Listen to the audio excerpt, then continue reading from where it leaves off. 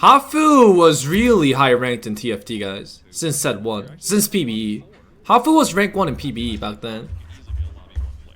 Like, she can say she's one of the best TFT players, and you can't argue with that. Alright, currently Hafu is going for a Sork Star scenes, putting the Jarvan in the front for frontline. Probably gonna... Oh, Cinder early on. This is something we did when patch 10.14 started, for those who don't know.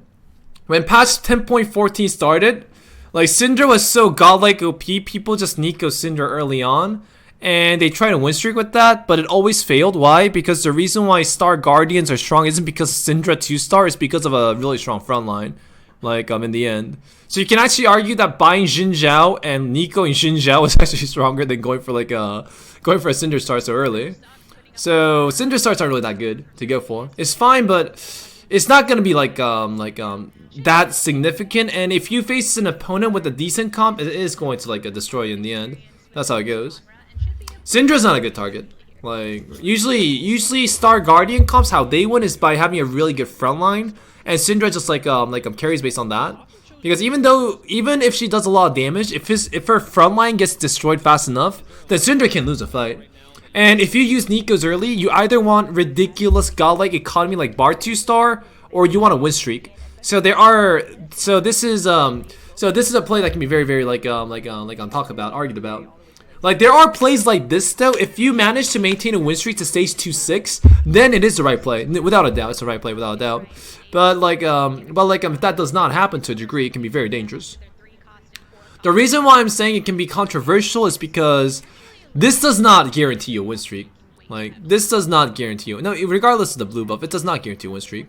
If an opponent has something that's strong enough to destroy the front line fast enough and just get to Syndra, then it is going to lose a fight. And if you use 2 Nikos early, you cannot lose fights early on. You have to maintain a win streak to use that to the advantage. That's the purpose of using Nikos so early on is. I know this because I Nico Syndra a lot back in the days. It's so bad usually. But if she managed to maintain a win streak, then it's a good choice. Like, if it allows you to win streak, then it is a good choice. It's not an issue of having blue buff or blue buff hat or blue buff Guardian Angels on Syndra. It's just that the fundamentals of a Star Guardian Sword comp is that they need a good front line. They need a good front line to buy them enough time for Syndra to keep on popping. That's how it goes. Hafu's a great player, guys. Like, we can't disrespect Hafu ever. Hafu was rank 1 in this field, right? You can just say she's a TFT champion, right? We can never disrespect Hafu in terms of skill level. Hafu is going for intra-skull here. Is fair because she did use the Nikos on Cinder early. She can get the extra kind while winning the fight along the way. Makes sense. Now the biggest concern is the Ashe right there. I think I would love to get Ashe for sure. Boppy is used for the Star Guardian, but without Vanguards, I don't really know if Boppy is worth the buy at the moment. Syndra 3-star is a win condition too. Syndra 3-star is a win condition too. So holding on to Syndras can be a good choice in the end. Because honestly, you want either Star Guardian synergy as your 5th unit over Celestials, or you want to add in something that can tank more damage in the front. That's what you want. You don't want to put an Ashe in. Ashe is also fine too as a choice. There's nothing wrong with Ashe.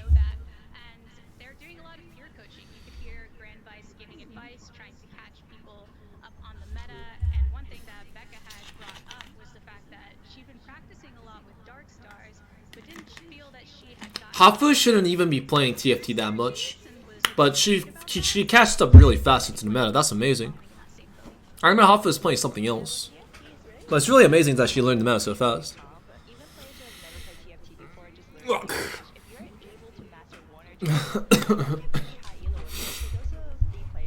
Alright, what else do we do here?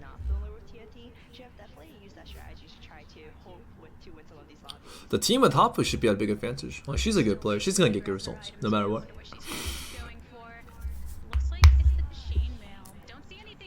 Who else is in the lobby? Princess and Socks? Princess and Socks?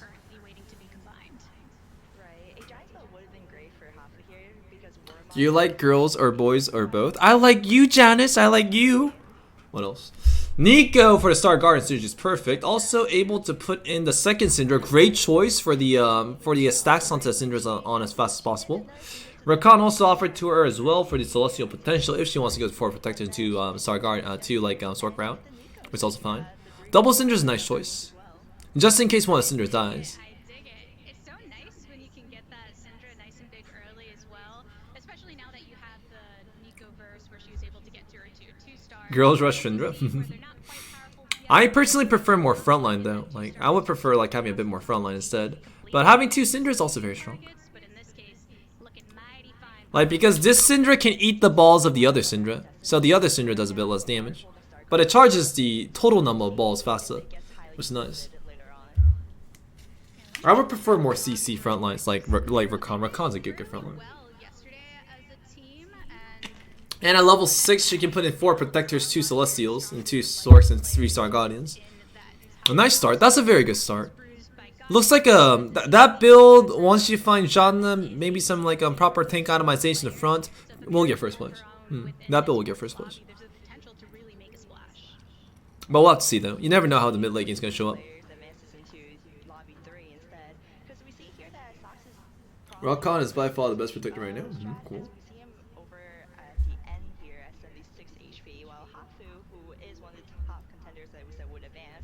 Now, if she wins this fight, then the Nico Cinder choice was perfect. Like, if this fight is won right here, then the Nico Cinder choice is the correct play. Like, that's not arguable at all at that point. TF trying his best. Bam! Nice. So the Nico choice allowed her to maintain a perfect win streak, get that extra economy along the way. And that is when it's worth the Nico a 3-cost carry.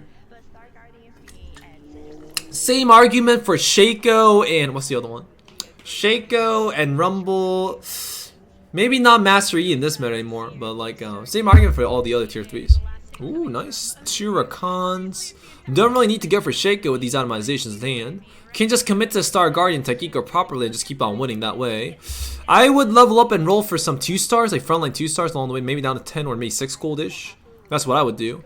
But NA is a lot more slow paced, so we'll have to see and watch what Hafu would do here to a degree.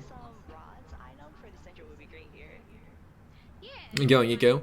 Holding on to Syndra is a great choice since it's selling her for economy. Syndra 3-star is a win condition. Syndra 3-star is a first place win condition for Source in the end. Very strong.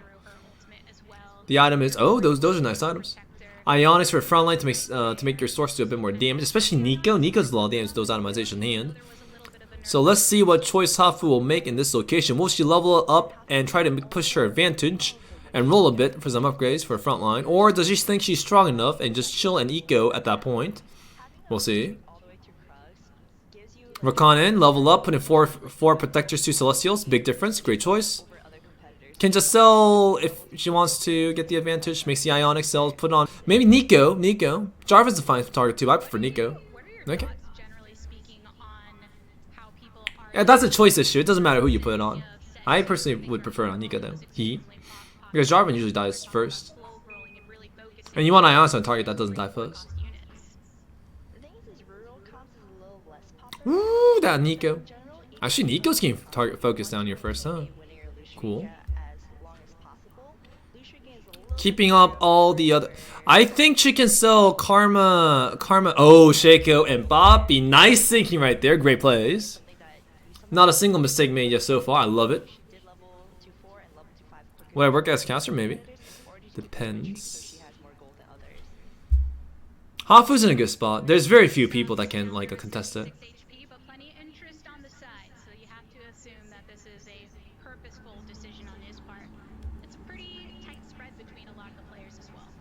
Hafu's itemization is also very good. Not a single component was wasted. Everything's optimal. Chill and wait.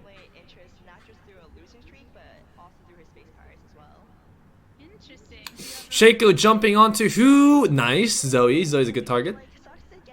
Shaco also got stunned too in time, which is nice. Once Nico pops off, the Syndra. Unfortunately, Syndra was not safe to a degree, but taken down too fast. Shaco is very strong at this point.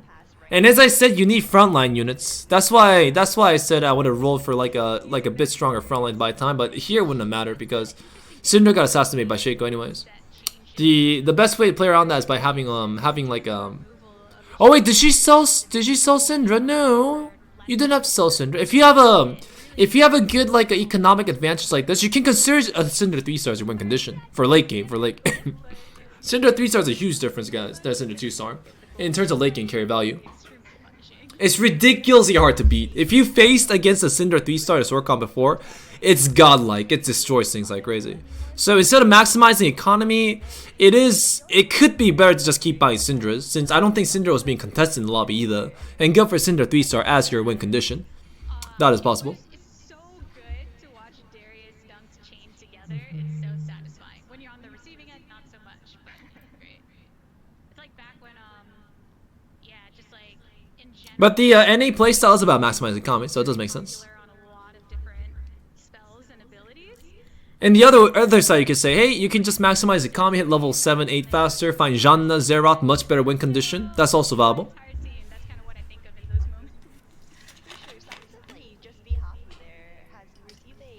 moments. Hafu probably wants either a bow for his rots, a belt for Warmogs, and a sword for Guardian Angels. Those are the priority items.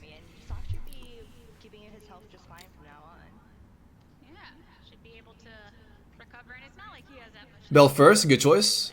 To make the Jarvan much tankier since the upgrades are a bit lacking.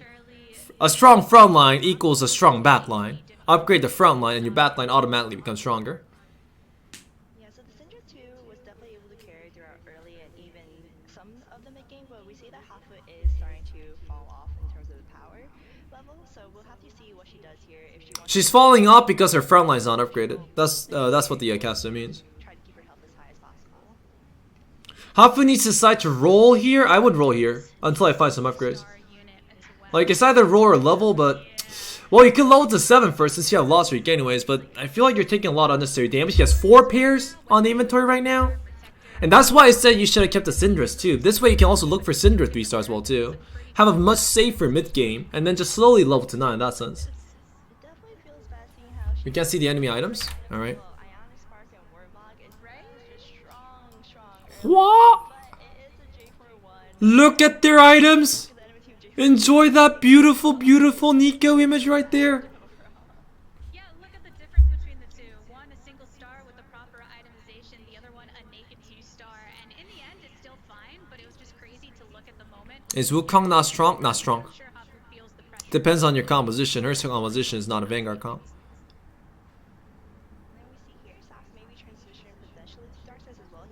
We're looking at one person board too long though. Can we check the other ones out? Like, Hafu's a good player. I can't say bad things about Hafu.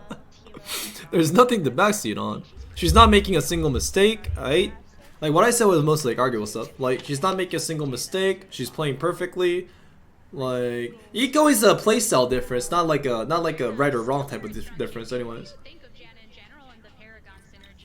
Like, can I backseat that guy with Jin with Guinsus? I want to backseat that guy, dude. There's nothing to backseat with Hafu. She's playing perfectly.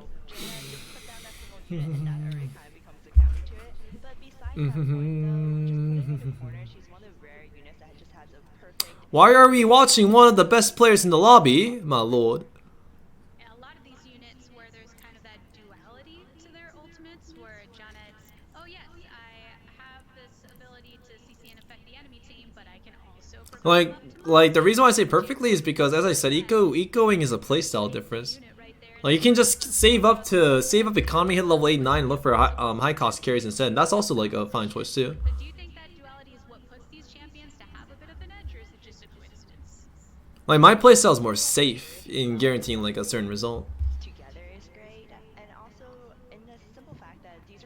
Sure, cons. Nothing put out at the moment. Surprised the Fizz not being bought. You can just use Fizz as an individual minion with Storage Synergy. Not that weak. Wonder if Hafu will just decide to go for level 8. The board state is just pretty strong right now. That's why. So going for level 8 is not really that weird whatsoever. Oh, 2 blue buffs. Wow. Could go for another blue buff onto Star Guardian. That's not a bad choice either. Shroud seems like a good item to put on Jarvan, so probably Shroud, Jarvan, blue buffs like Zoe. You can sell Zoe later on anyways. Is this strong enough to keep on winning? Nope. Rakan, that's strong enough now. Just one more unit to replace or add in. Any unit is fine. Nico there, alright. Rakan too much in the back though. For that gold that you're not getting interest. Switch Shinzhou with Rakan, Nico with Rakan. Okay, never mind. You're still at the top of the Oh? lobby while it's only a 2 streak. 82 Fro's to not. her, and still keeping it fairly tight. Even Blue buff to Nico. No, no, no, no. trouble in the The blue buff is much better on the Zoe there because Zoe has only 80 mana now, no longer 100. You don't need to give blue buff to Nico. It's not even close here. She charges mana by taking damage anyways. So you want more tank item slots on Nico. Like she has. Eventually this comp sells Jarvan. Like this is something we can talk about. Eventually this comp sells Jarvan. Mostly. It sells Jarvan and gives the tank items to Nico to fit into space for the other like Star Guardians along the way. Or the composition along the way too.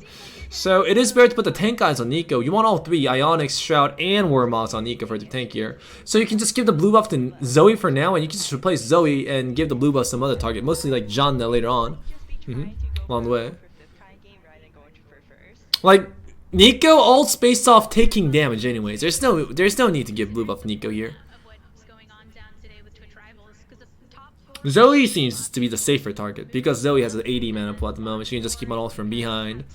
claw your way back up for your opportunity to try and get points. So you don't have to go for the winning strat every time. Yeah, fifth and sixth place actually do stay in the same. Zaya with but that. as Okay. mentioned, you do want to try to You're a use that princess. top three Oh and try to man. go on to lobby 3. Oh, 30 HP with 50 gold. That's just.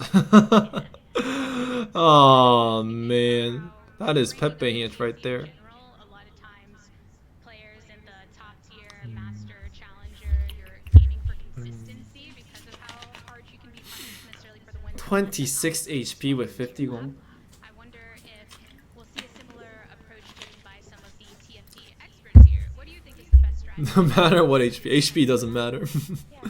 Alright, now she can roll and look for a composition at hand. Missile sometimes. So in Roll. Ash. Ash is fine for Celestials. Another Syndra. I say that Hafu should have gone for Syndra 3-star. That would be a nice win condition. how the format Oh, this guy looks like a movie actor. Our second currently has Syndra blue buff Shaco with IE. IE does not synergize that well with Shaco at the moment. 3 Dark Stars, 2 Celestials, okay. 2 Sorks. No Star Guardians? Ooh, awkward. for top 3 instead by using up all your gold at certain times. I may die, but I'll die rich. Alright, dying rich is fine. Advantage over others. Ooh, looks like we're tuning into socks. I know you've been keeping your eyes Shaco's okay at the moment. And the composition here is quite okay. Going for Syndra blue buff as secondary carry, then you'll add a Jhin in for like a double carry type synergy. I like how you use the Nico a bit early on Shaco to make sure that you can eco up to a degree. Like if you use eco to win streak like early mid game, then you can just like be safe about it. Because if you use Nico's, another usage of Nico is allowing you to save up gold by through like a interest. That's what you want to use Nico's for. It's for saving gold if you use it early mostly instead of finding a composition. Which is very popular in the meta as well. Yeah. The interesting thing Now, about this is an old with VOD. this patch in particular is the approach taken from the balance team where empowering units more individually and pulling back on some of the synergies. How do you think, if at all, that's affect the way that people attack these compositions within TFT? So this is especially prevalent in terms of Star Guardians. So Star Guardians, almost every single unit got a Yeah, most of them don't play TFT, right? Makes sense. destination itself got a bit of a nerf. I feel like they're taking orders from someone to like how to build, and I never seen. I don't think I've ever seen them in TFT before either. Know that Star Guardians is level Zaya 3-star comp. Ooh. even though the units individually or the ones that got buffed as a whole. Zaya 3-star Guardian Angel. Guardian Angel's okay, but oh man, that could have been Giant Slayer instead of Guardian Angels. Made too fast. For herself Wait, there's so many things to backseat here. No Guardian Angel on Zaya. in the bank. What do you You shouldn't be level 6 at 50 gold. You should not be dying and not using your gold. You don't go level 6 until you find Zaya 3-star. Really close in hitting any 3 stars. She has But like I know that this one is not a TFT player for sure. 100% sure. This is not a TFT player. piece level 5. So seeing how she's at 22 gold right now, she should probably just roll it all the way. All the teams are in Discord talking, so non-TFT players being coached all the time. Ah, makes sense, makes sense. But she could still try to get maybe 5th or 6th place instead of getting at 8th or 7th. So this is like what? Hafu is, let's say, like a challenger grandmaster level. yeah, 10 HP. Miss Smash also challenger level 2, right? 2 challenger versus like maybe like two bronze, 2 silver, 2 gold. Is that how it goes? She should roll down all her money. Let's see. I really hope. That's what it feels like. She's starting to. Maybe she'll come across something because 10 HP is just a little too risky. Oh, there we go. Hafu was challenged a long time ago. Here's the thing though, it is stage 4 or 6, and ideally you would have gotten your 3-star Saya I'm pretty sure Hafu's skill level is challenger level. I'm pretty sure of it. before. So You guys don't know Hafu, guys. Like, Hafu played TFT since PBE, And it's right? people in the bottom of the And she also plays all the other games too. She's good. be knocked out after this, but if Emery can get the win over, at least keeps yourself in contention, right? You want to get those people in the bottom lobby knocked down closest to Zaya showed up too late. If you go for Zaya late in a Nika-verse, it means you're dead. yeah, so it's a Gen 2 versus a Saya 3, and the Gen 2 took over. Gen 2 had the power. Zaya 3 star is all about taking less damage in your mid game up until stage like early stage 4. That's when you can still keep on winning. Then you keep on losing after that point, unless you finish 6 Blade Masters. But she's a bit far away from 6 Blade Masters at the moment. So her second like a power boost will be delayed, and she has 4 HP, so she'll die. well, but this is a good option too. I'm actually curious as to what she's saying right now as she's kind of talking through her composition. She stopped. Her mind. She's like, no. And this is why you guys told me not to watch Twitch Rivals. Yeah. Like the level of this game is too low. Hopefully, Like unfortunately, I do think the power like this is like setting up challenger players versus like bronze or like players that just no, they're not even bronze, they're players that don't even play the game, right? And this is too low level. No, this tourney is far too low level. The final lobby is nice. Let's just skip these. Like there's no fun in watching like completely new players to the game. Ah, she found it in the end, my lord. Let's see this in action first, though. Ah, yes, as I said, first place comp, right? This can be a first place comp in challenging games too. That's how strong this is.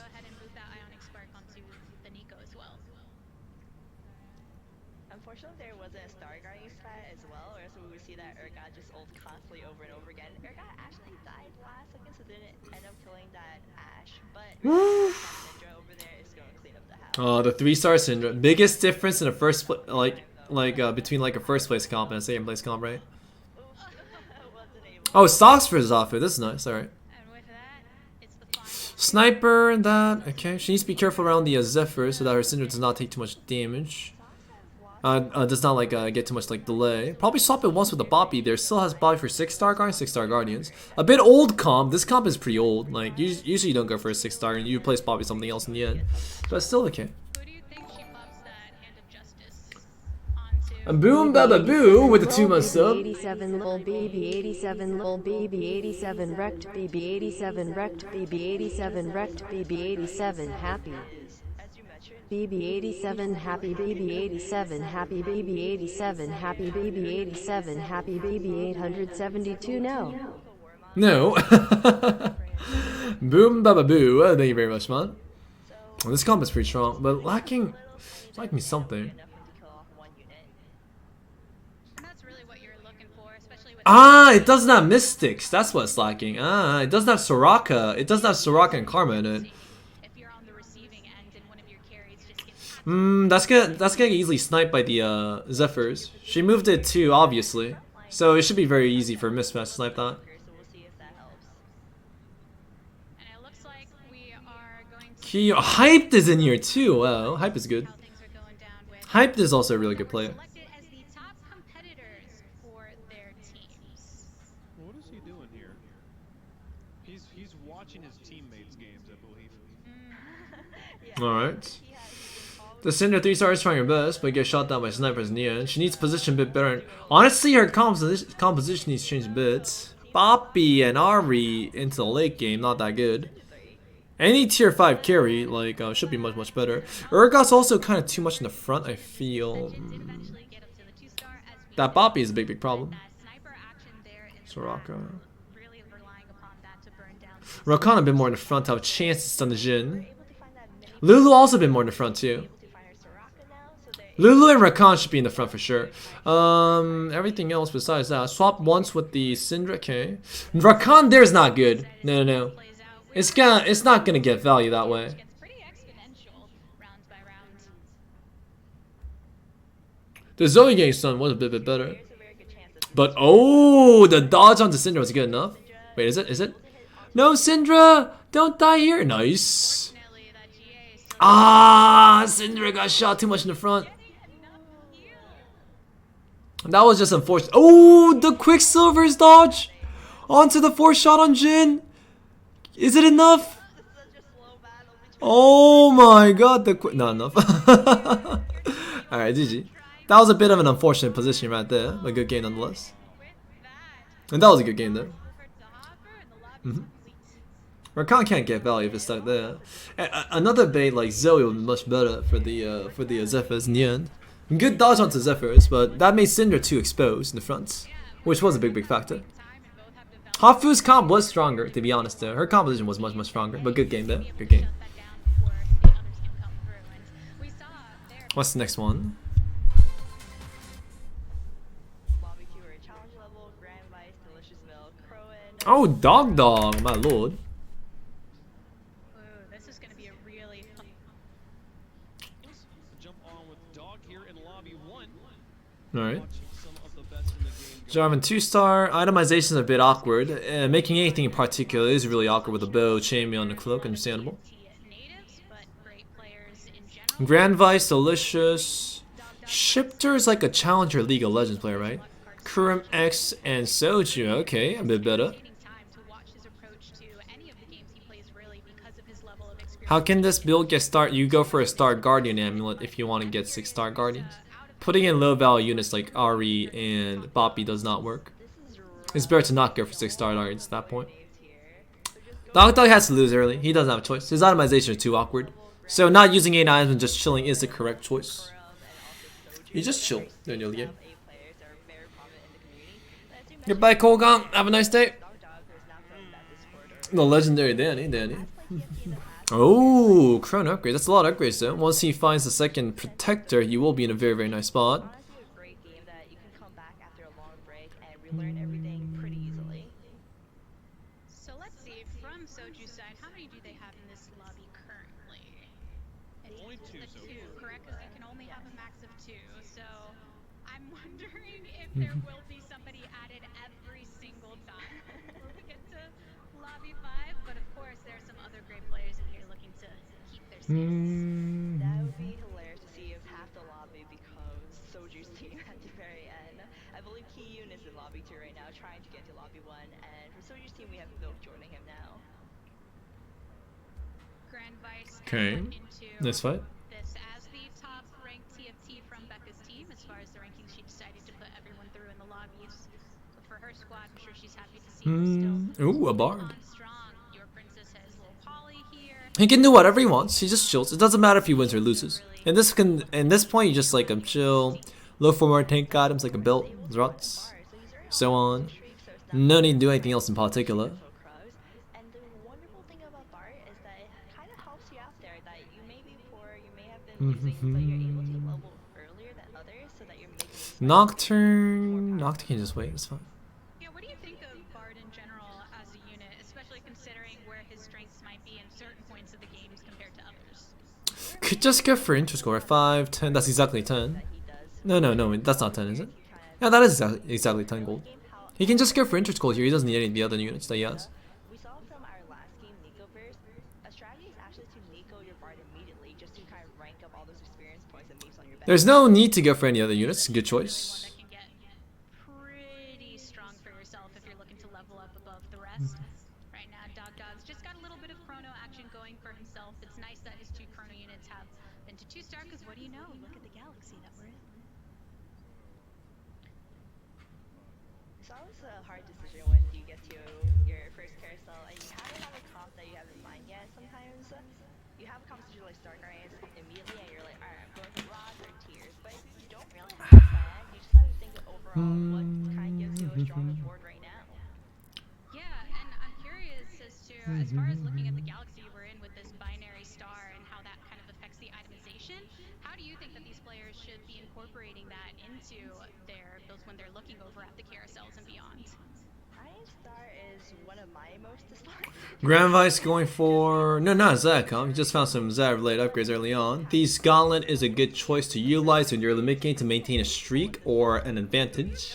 These gloves, which is in a way kind of considered. Not sure about Thieves Gauntlet on Shaco though. Shaco... There's a lot of itemizations that Shaco can't really utilize to a degree.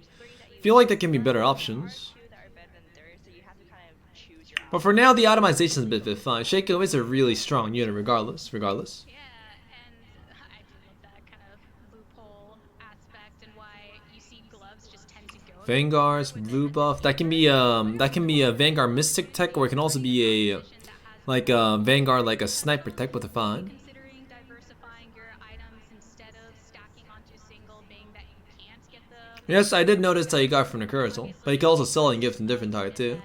But he's using it, as I said, because Shaco's a good unit individually. base items on him.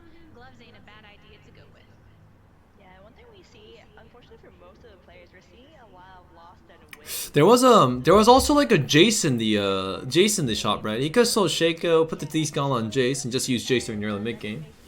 And that would have won him that fight. He should not have lost against the 2-star Chronos. But having a streak all the way to Crocs is Even that Riven looks kind of juicy there too. Grand Wise where He doesn't need to keep Shaco, necessarily, because he has better options on his inventory, on his shop. I was just looking at the rabbit stuff that in the top. No, he would have not. You should not have lost to like that like composition right there. Like his comp is pretty strong. Milk's composition right now is a bit fairly strong. It's very cheap, but we'll upgrade and we'll itemize. But think he would have beaten that with the different choice in Shaco. Kind of have those extra cams on their pets and things. not during TFT streams. Depends on the item that like Jace goes to. But I'm pretty sure the Vanguard synergy was good enough. In competitions where I didn't even realize the camera was there until you said something. Like I was just like, alright, TFT, how do you win? What is the best word right now? Oh yeah, no, I totally get it. That's the earlier I was like looking at the little legends, and I feel like there's always so much going on with the little legends themselves. That, yeah, who needs camps and everything? I'm looking at the cool booms going across the convergence. But in the end, meanwhile, in the game, it looks like we're getting some going for Star Guardian. Alright. Very stable composition so far. Nothing is too wasted. The early units that you're going to find and potential. Probably has to give up on protectors at this point. Too late to start going for protectors. We'll be behind on others who already have their protectors. Yeah, right now he does have two Vanguards, so another possibility is to go for Vanguards and a Cassiopeia carry. But the thing is, as mentioned, it's still a very flexible moment for him. Milk has a decent board and he could go multiple routes from this. There shouldn't be a concept of best early game like player. Something like that can't possibly exist because early game is all about the itemizations and the upgrades to a degree. Positioning is only a concept that works on bad players. It doesn't work on good players because good players all know how to position properly. Building those into their compositions, ways that they can pivot beyond that, or is it just kind of a symptom of the composition that he kind of went for? Oh, N8 player sacrificing economy makes sense though because he doesn't want to get the Star Guardian synergy online. All right. Surprised he is going for this route. Maybe just use this until he finds like a sniper Vanguard like a tech along the way. If he wants to go for this Star Guardian route, he could also try to look for Nikos for protectors, but that's not recommended at this point. We'll see. Probably a transition towards towards snipers. Astros. Yeah, sometimes the items tend to tell the story. Crit item. With the players that we have in The items that's offered to him afterwards is a bit awkward. people that like to one Maybe two. Oh, but Timo can only get 2 items in this like lobby too. their approaches. Funny you say this, not so much Milk in this very meta. Syndra's not as effective without Jarvan. Jarvan is also a factor that charges Syndra mana to keep on like multing to a degree.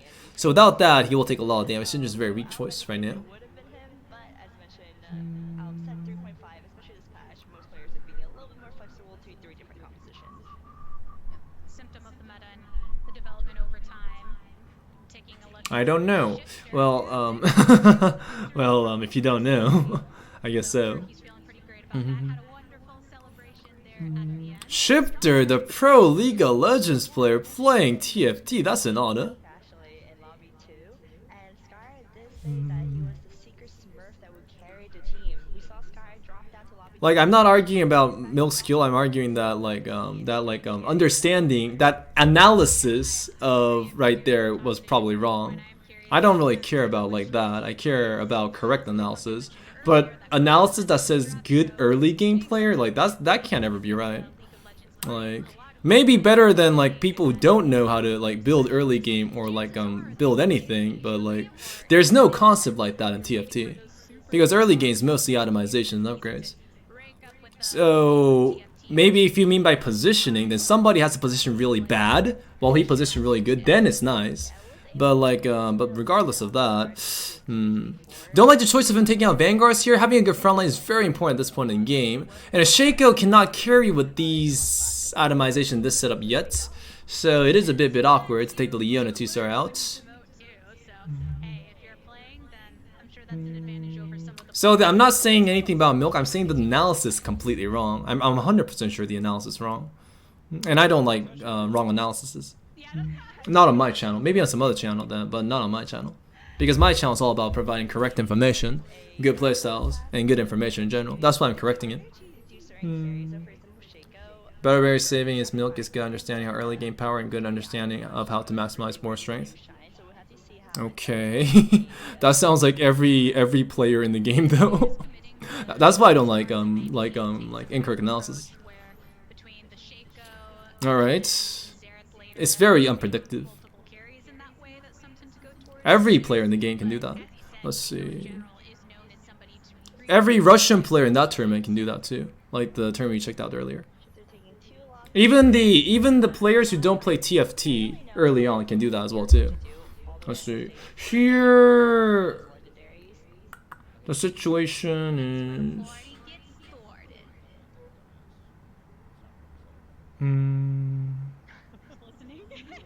a belt will be the best for more frontline value in the end. His itemizations are a bit tricky. Belt or a bow, both are fine. Good choice. Bow for his draws to get the advantage. Yeah, that sounds like he knows how to play TFT. Yeah, that's the reason why I don't like that analysis. It's more of it's not like a player analyzing another player and saying he's good. It's more of a guy that just doesn't know anything like anything in detail, just saying, oh wait, this guy knows how to play the game, he's amazing, but there's no facts that can like support it. So it feels like a very low level analysis, and I really don't like low level analysis. Yeah, you saw Milk do something on stream and it was amazing to you, so you're just saying it's just amazing. I get that, but I don't like, oh, he's amazing because he's amazing in this stuff. I don't like that type of analysis. Are you fed up playing your watching tournaments? No, I just want like watch some tournament games at the moment. Grand Vice Korean level 7 takes the advantage, has a team out there ready, we'll see. Shifter put the bow onto Caitlyn. Don't like that choice. Surprised he didn't make his Ross out by a bit more time for him to do a bit more damage. He would have taken maybe a few less here. No, he wouldn't have taken a few less. No, he would have taken the same amount of damage.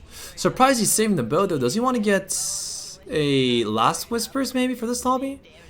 Don't think you need Last Whispers here.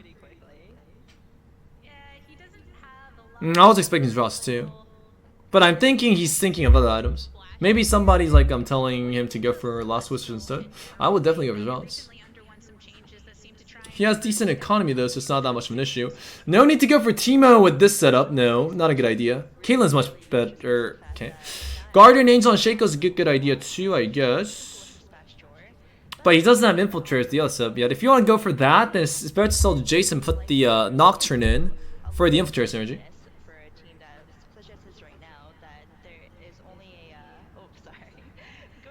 Oh wow, fantastic! These Gauntlet items right there.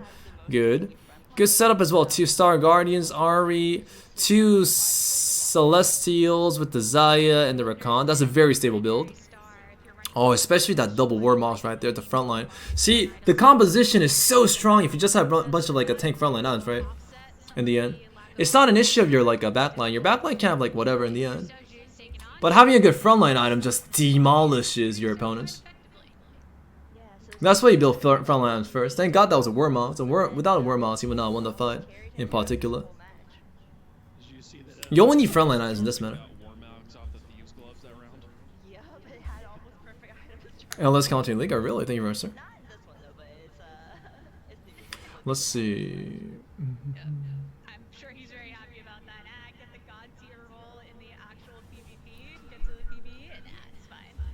that's here. That's all I need. Good eco state, level 7 and rolling for direction should be a bit better at this point. He has a lot of tank items in front, so the direction could be anything, but I'm pretty sure he's a bit worried, because if he gets wrong items here, like cloaks or belts, then the direction is a bit awkward. These are fine. Runas, Ionics, hats. Decent-ish, but a bit like bit tricky so far. Level up and start rolling for direction, right? Chronos. War models again, well. Itemizations are fine. Maybe can win the next fight too. I guess about, is he strong enough to win the next fight, yeah or nay? That's the only thing he's to worry about at the moment. Plus Israel instead, Guinsus. Let's see. Oh, okay, so he's going for the Rage Blade over onto the Guin's is a nice target because he can just scale into late game as well too, which is nice. Go for a fast aid, look for the Seraph, and then transfer that Rage Blade over.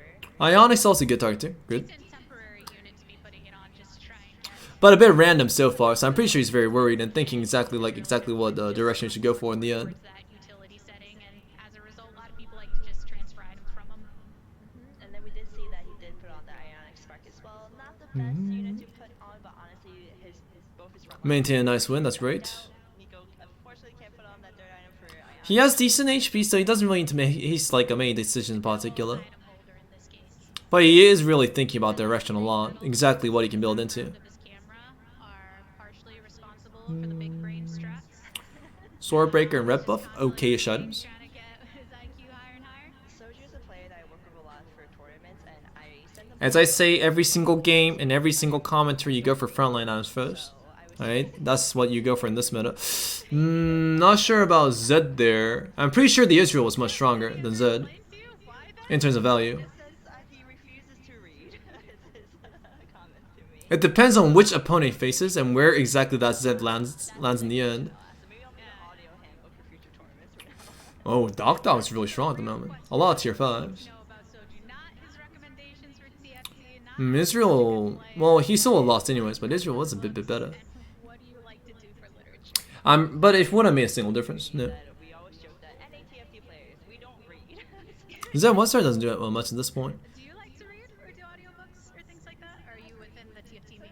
Who writes the handbook? Nico at the ready, Shaco at the ready too. Interesting. Guin's on Shaco is much stronger, so you might consider that route. Dogdog's in a really good spot. Decent itemizations. She could also rapid fire cannon Urgot if you want to. Put the Urgot near the Jarvan so you can get the attack speed buff to charge the ultimate a bit faster. Dogdog leveled up a bit fast because he was low on HP, probably because of that. Found an early Zeroth, that's nice, but he doesn't have a composition to support Zeroth, that's a bit awkward. The Urgot, Rage Blade on the Seraph already, and curious to see if he stacks another bow items on him soon. No protect. Oh no, he does have protective Zergot. Rapid fire cannon can be fine on Urgots because he can safely attack from a distance. At this point, makes you feel fine and dandy. See if he can bring Zeroth doing very good work at this point, still stage 4-3. It's a very early Zeroth. Yeah, and then Dishako was doing good work, but unfortunately. But saving the bows for a better like itemization target, for example, Zrots into like another Guinsus can be fine, so there's no issues whatsoever. It depends on what shows up in the next cream round the Cursal in the end. He doesn't always get the clean execute, and sometimes you might get some weird tank to come into the front of him, but Oh, a free Urgot upgrade, that's cool. Yep, especially the But if he made rapid fire cannon on the Urgot, then it could have just popped off too. your job. Thank you very much. But I'm pretty sure he doesn't want the Urgot at this point. Guardian Angels or Zrots should be a bit better. It's just that he doesn't need the cloak.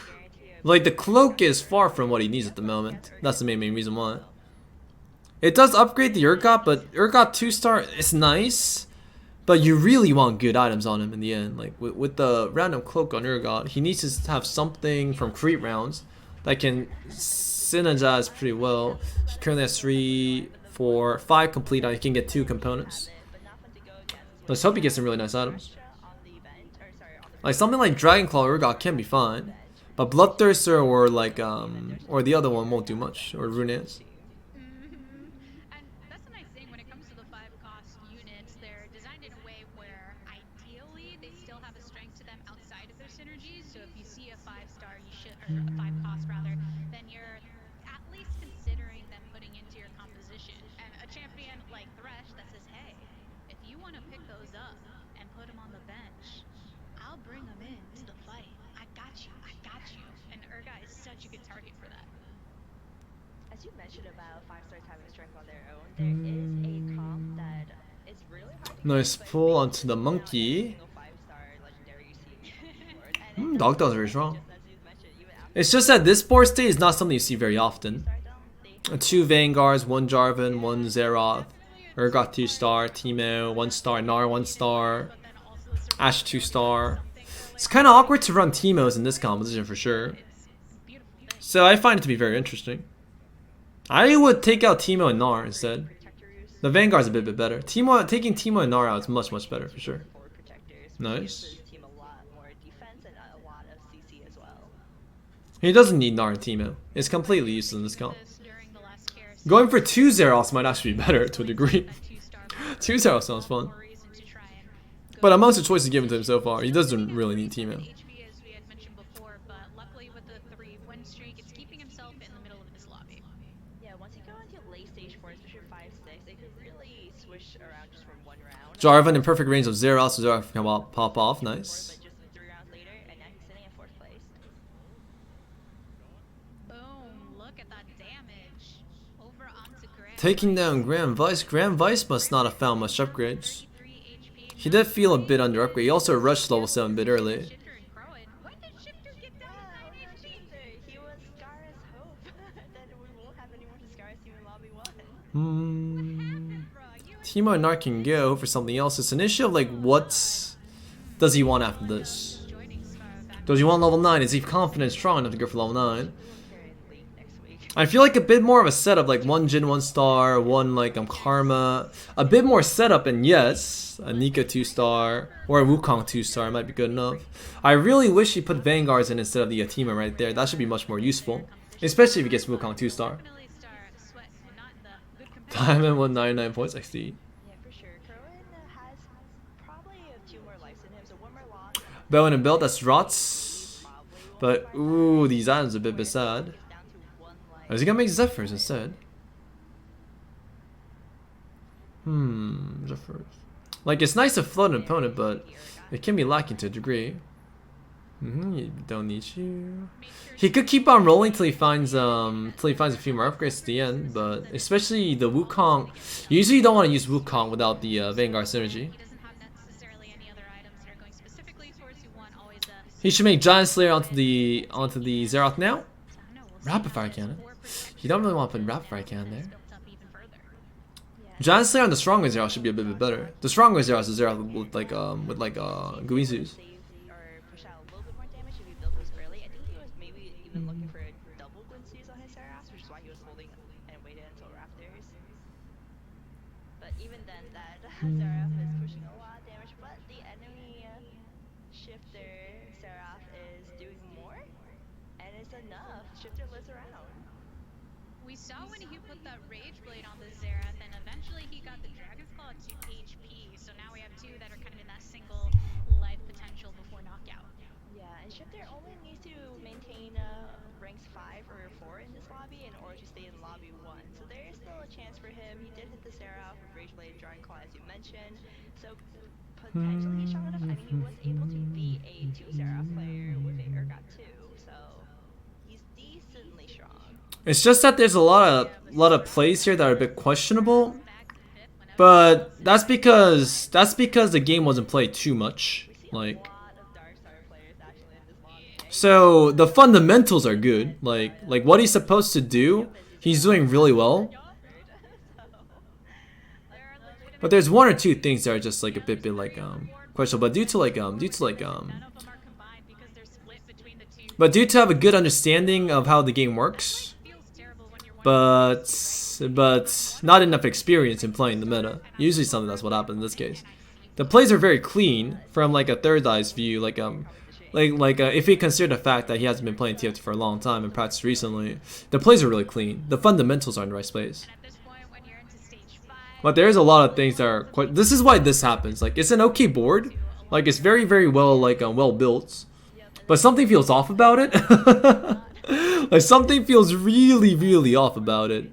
He got knocked out 7th there along with Crowan at 8th. And that's because this is a person with really good game fundamentals playing the game, but haven't been playing this game in a very long time. Some good comps going for them, but unfortunately weren't able to And that's what happens. potentially punish Like, you can't really comment on this too much. Like I can't just say like this is a misplay, that's a misplay. I can't say that because his fundamentals are really right. So I can actually understand why he's making it, and the choices are actually pretty fine. I can actually see his perspective, and the perspective makes me understand why he's making those choices, and those are actually really good choices. Vanguard Mystics fought to thank you for this particular composition at hand.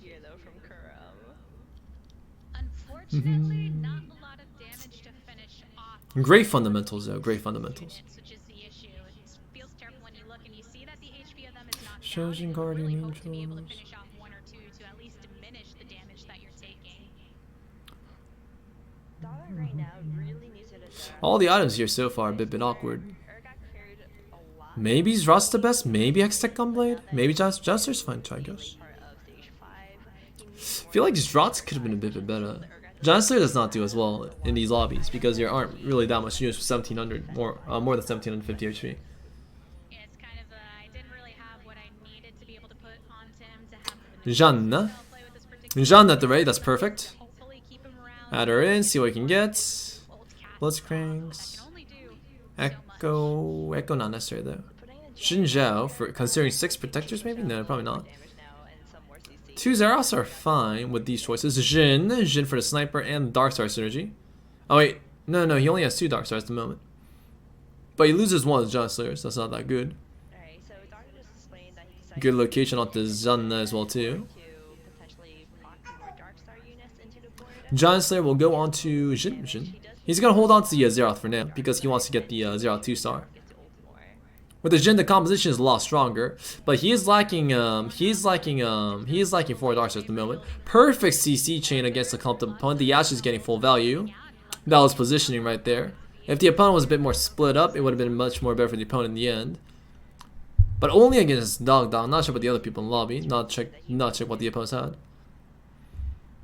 Yeah, so what do you think is his best bet here? I went really hard early, so I got 4th. Nice. Karma, but do you think that's going to be strong enough if he's able to get to that? Jin, roll 1, see what you can get. Rolling is correct here. So Karma Because it can be a very huge implementer battle power. I like that taking out the Wukong choice. really great unit Not being fixated on 2-star upgrades is a very nice decision regardless. to really want to stabilize them to potentially get top 2. Sell and roll, good choice. And I believe Roll. Rig, that's it. Great play, good choice. Roll once more. Keep on rolling down to 0 till you find something. That I saw. So it might be a little tougher for him to 2-star that unit. Alright. That's for sure. That was the right play.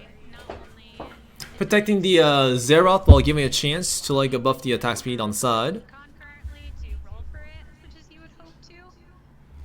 The opponent is a Vanguard Mystic tech, but you do have Janna and Zeroth, so should have enough damage to kill the Vanguard Mystics regardless. Who went for the Our opponent's not super well upgraded as well too, so everything just gets melted instantly. I think the opponent had the 1-star Cassiopeia. That's unlucky. Not enough against Poke. Star.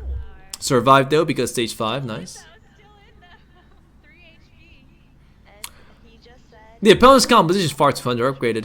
It wouldn't really do well unless he finds a lot of tier 5 upgrades the next round. That's the only choice. knocked down and then unfortunately Shifter as well, the only member from Scar team.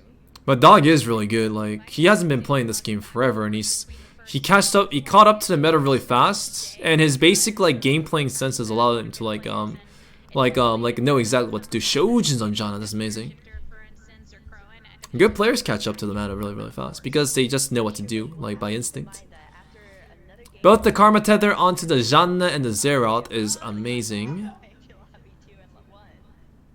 the true strength of ladder possibilities. Guardian Angels. Lobby 5 even. There's a lot of Vanguard Mystics in the lobby. Forgot what Kurum's was Vanguard Mystics. Soju was he Storks? He had Storks, but no, he found the Stork items.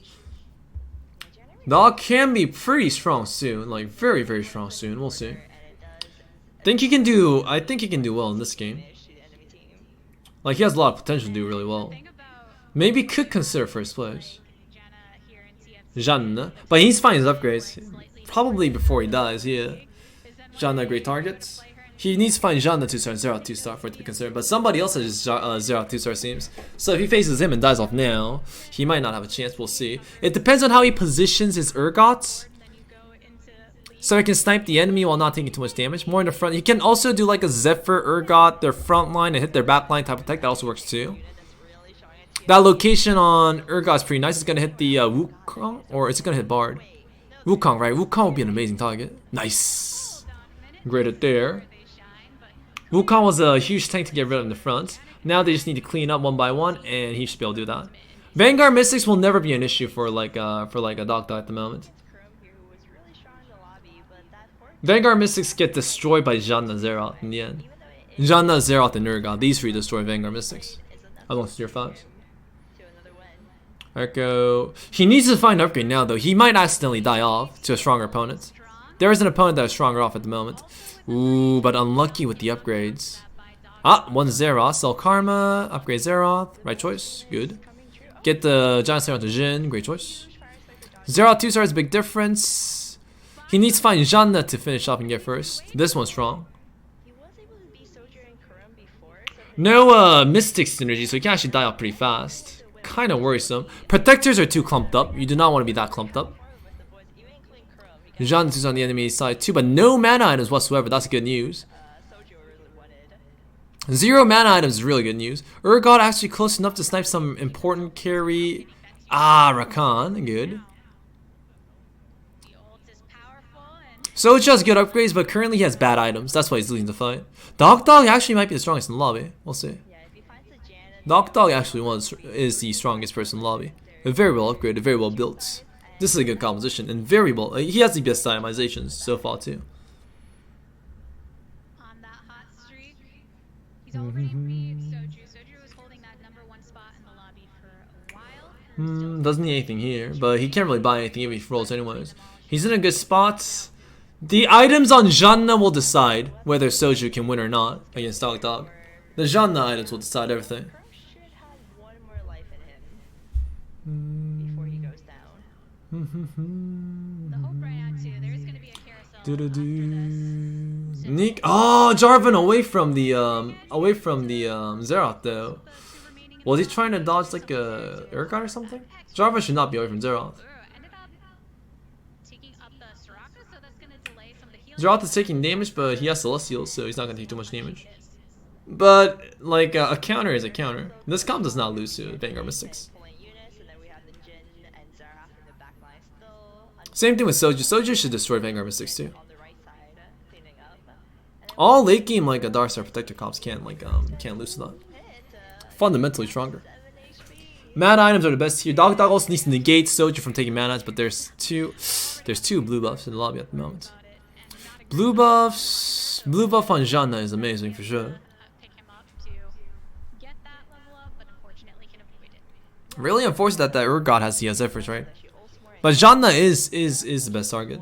Janna popping off is the most important one here, compared to Urgot though. 7, so there is a world where Dogdog, if he has Sarah, he wants to find Janna now, and that's it.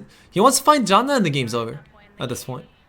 That's the strongest. Janna and Karma, and there's nothing more that he can find. Well, he can find a Lulu 2-star over the Rakan, I guess. Mystics here. Sell Lulu.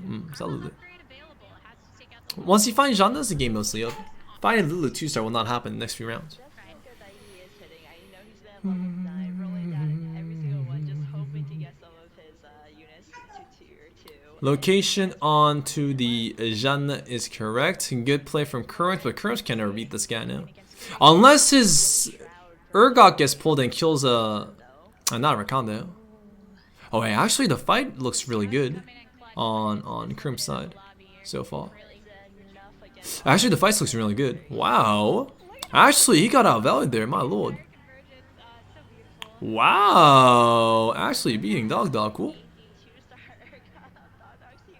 Mostly that like Thresh putting in the extra value, taking down the opponents in time. And the Jin did get focused down a bit fast too. It's the close one, I think. Oh no, come back! Oh no! Shroud also in the appropriate like positioning. Cliffhanger time. Alright. Oh, Dogdog's still alive though, nice. But mostly a positioning issue. Good positioning should take that down easily. And that's rough though. And it's Urgot's not exactly He's gonna focus down the enemy like enemy like go ahead and wipe out Thresh if possible. Regime on his face. But he needs to be careful with the Zanna positioning so that I can hit the Zeroth in the end.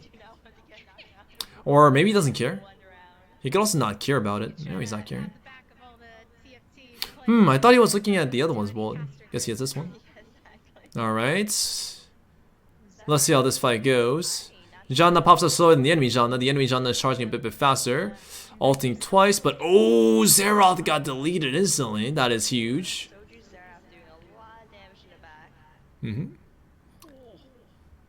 Dogdog's out. That must be it for That was that game. And Kurum should die to the Zork player, of course. Kurum beat the ghost is the question. Oh, actually, that pull is not enough. Right, GG.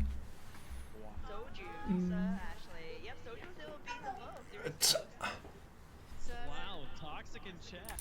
then Kurum second. Oh, Good game though. Kurum and I didn't see their health at the end there though, but second and third place. But Twitch Rivals is a bit more boring compared to the other challenging games, right? how popular she was. It is a bit more boring. To see if Oh, Hyped is in this game too. Yeah, so we had to see Mia. the shredder competition after hitting that Zaya. I.E. Ooh, I know a lot of people seem excited to see Jarvan. Oh, is that a thing? No, this was the start cluster, so he started with that. circumstances. But he does have okay stunts to go for that so far. We'll see a few more. Those are just enough for him to want to go for Zakon if he wants to. Picked up that Caitlyn. What's Hype doing lately? I knew that Hype was streaming TFT for a while, but I don't know where he went afterwards. Going for that shredder composition. Let's see if he can hit a bow. If he hits a bow, it's almost confirmed that he's gonna go some variation of the shredder composition. Crimps always ping Soju. Oh, makes sense. Hits a bow and he's What's Hype doing got lately? a sword on his bench too to continue that item. Ah, Runeterra! Right. He went to Runeterra. It's really I remember him going to TFT after Dota Archers. likely he'll just get 2 gold here though, unfortunately. But we'll see. Oh, It makes sense, he's one of the best card gamers. Hey, alright.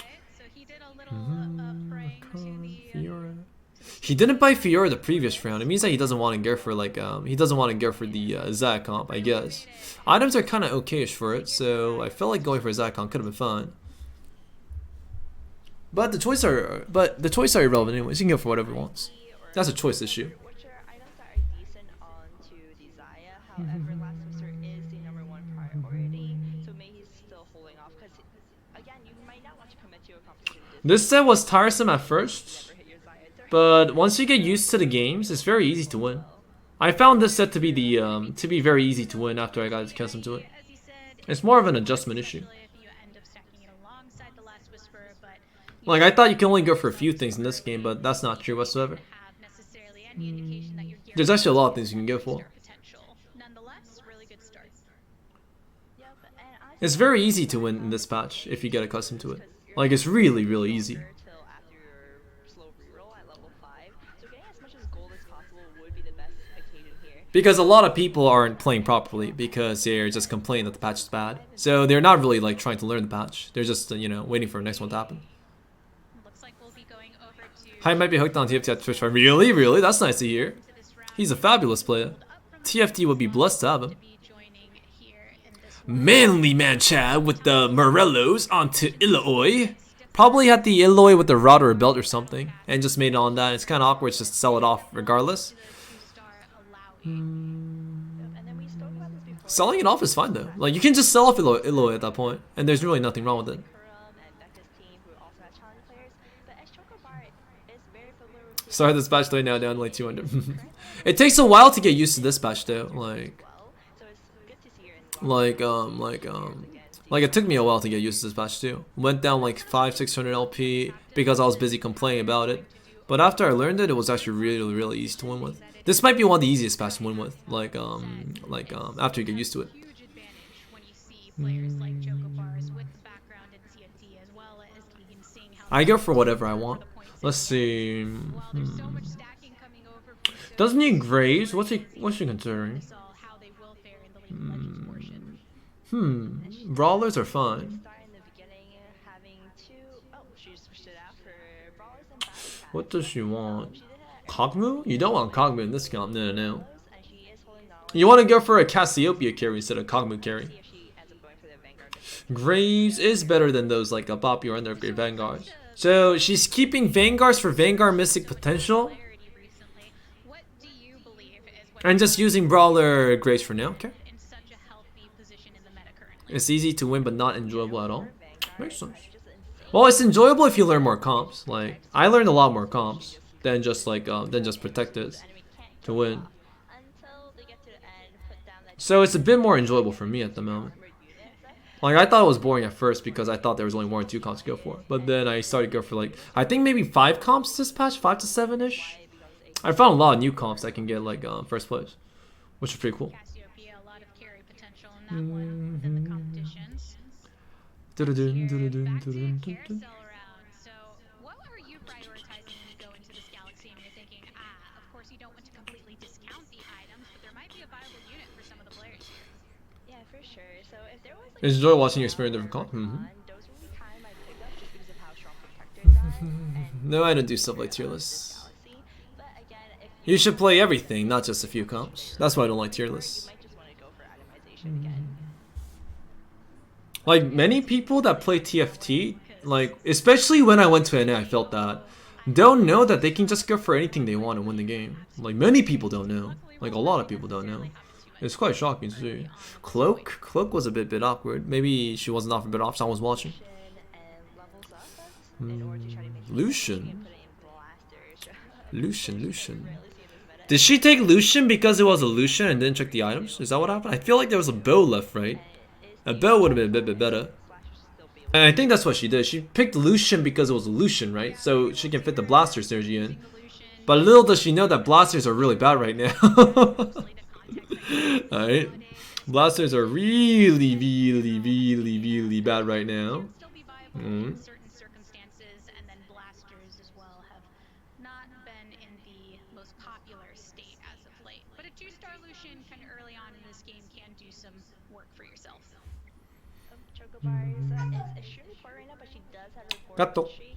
So this next stage for her is going to be pretty crucial. If you get your win on stage 2-6, you're pretty good. You're getting a lot of gold and you're pretty happy. But if you lose here, then you're like, darn, I spent so much money leveling. Choices, So let's hope can pick the Karma. Surprised she sold the Cassiopeia. Is she considering going for a Blaster comp? Blaster comps are one of the worst comps to go for right now, for those who don't know. Is she considering going for a Blaster comp? Should be due pretty soon. So That would mean she's very behind the meta. That's not good. I'm not sure how much Delicious Milk has in econ, so Uncontested. he is holding No, in these type of lobbies, you can just do whatever you want if your opponents don't know what they're building. it, but it looks like they're both only have 1 stack of interest. so. We see Milk is very Blasters are one of the worst comps. Jinx Blasters, I mean. Jinx Blasters are one of the worst comps to go for in this meta right now. for these tier 2 units that Chocobar has. I don't believe so yet, but Chocobars takes the win here. Sorry, Milk. Like, I'm pretty sure if you're like a platinum player and you play with bronze players, for example, I'm pretty sure you'll have a very easy experience in winning compared to like compared to playing other like platinum or diamond players. Something like that. Trying to work towards something like Rebels, but obviously a little bit not really something people focus. It's extremely rare these days. And I would say that you hit the Rumble and a 2-star Ziggs like that, then it's still viable to getting you a couple wins. But honestly, towards the late game, even with Gangplank, I have seen it win. It's the same thing with it's the same thing with me too. I have a very easy time winning with Grandmaster. If there's like Grandmaster players in the lobby, I have a very easy time winning. And I don't really feel like I'm gonna lose no matter how hard I low roll. Really seems to have lost Usually that's what I feel potential. when I play against them in like challenger games. Now, he does have 38 Especially the prelims. In the Korean prelims, there were also some Grandmaster like master players in the lobby, right? I never thought I was gonna lose. So I think I lost 2 games. One was a Blaster game, and one was a, what was the other one? One was a failed Blaster comp, and I forgot what one was like a Shaco comp, right? I lost 2 out of 16ish games there. I was godlike surprised I lost 2. I thought I'd win every single one of them. No, not 16, around 11, right? 11 to 12. 12 games. I won 10 out of 12 games, and I was surprised like crazy I lost 2. Because I thought I'd win like every single one of them. and Hype Team right now, Bramble, Trapcom, Jarvan, running Protectors is very Because there's a skill gap. Like, if there wasn't a skill gap, you can't see like that. Let's say I was playing against 7 other people who are in the top 10 like challenger, then I can't say stuff like that. But if there's like master players in there, then there's this like there is a skill gap in this game, and it just gives you confidence just keep on winning. Well, of course, like you can get unlucky and still fall off, but there is a skill gap for sure. Here, This comp is pretty nice. Rumble, Ziggs, Vanguards with Vanguards with Jarvan. A very, very stable composition. A bit clumped up, but it's fine to a degree, I guess. I did do sub coaching, actually. I did a few in the past. That's like a week ago. Let's see. If you had to pick a unique comp that we're not likely to see here that you want to see, what comp would that be? I miss Brawler Blasters, Jinx Carry. To be honest, they were a little too OP. Oh, hyped! Haven't seen this fine gentleman forever. They died out completely, and they're not a viable comp, but I would be interested to see if someone is able to bring it back. Hyped is a ridiculously skilled 8 auto chess player. He's been playing since the Dota auto chess game. He's very talented. Brawlers, but it's so sad to not be playing them. Two protectors in the front. Itemizations on Jarvan is perfect. Good tank items. Trap Call is fine too. You don't always need Warmogs raw. Trap Call can get by enough time in the end anyways. One tier overdue. Probably picked a tier in the Curzel and found another tier from creep rounds. That's what the blue buff means usually. No Star Guardians at the moment yet. I think I would prefer Star Guardians instead of Twist of Fate. I think I would much prefer Ari if you wanted more damage than Twist of Fate, because Ari actually does more DPS than Twist of Fate does. Because she ults more often and faster too. Twist of Fate is not a Star Guardian, so like the thing about Star Guardians being nice in this composition is that Poppy can charge the other Star Guardians, man. Poppy can charge Syndra, Poppy can charge Ari in this case. So instead of a I know, right? Models now play TFT too, right? But I have to say, everybody in the Twitch, everybody in the Twitch, what is this thing called? Twitch rivals is very, very attractive though. They all feel like a type of person that will show up in those celebrity programs. Do you guys know what that is? Like in a celebrity TV, there are these really, really good-looking guys or girls that's always smiling, talking energetically. They feel like those type of people. Dude, they look like the cool kids, right? The cool kids at school, guys. The cool kids at school. That's what they feel like. Yes, Star Guardian composition we're looking at right here might be able to benefit from one of those pickups. Double Shroud, well, no carry items feels a bit bad. It means the composition will fall off significantly. He did get the Star Guardian on Nico, but he wants to tier back for sure. He's making Shojins, putting on Syndra. Syndra's a fine Shojin target. It's okay to go for it. Has a Modicus in the front with Shrouds. Would prefer if he got Vanguards. He doesn't have Star Guardians anyway, so putting in a Jace over... I think Nico was the right choice there since Karma's not that nice. Good play. Valley with the Twitch Prime sub. Thank you very much, man. Hope you have a fine day. Nice to see you. Nice to have you. Alright, Shroud him. Good. I do enjoy the Rumble techs if possible. They're very, very strong. Yeah, I like it. Even though it's technically, you could take the gamble where most are positioning on the right, double up, and then hope you don't go against the person. Burn him down, boys. Burn him down. Rumble doing work. There is the finish. One more ultimate from Ziggs. Should finish this. Ha! Bum.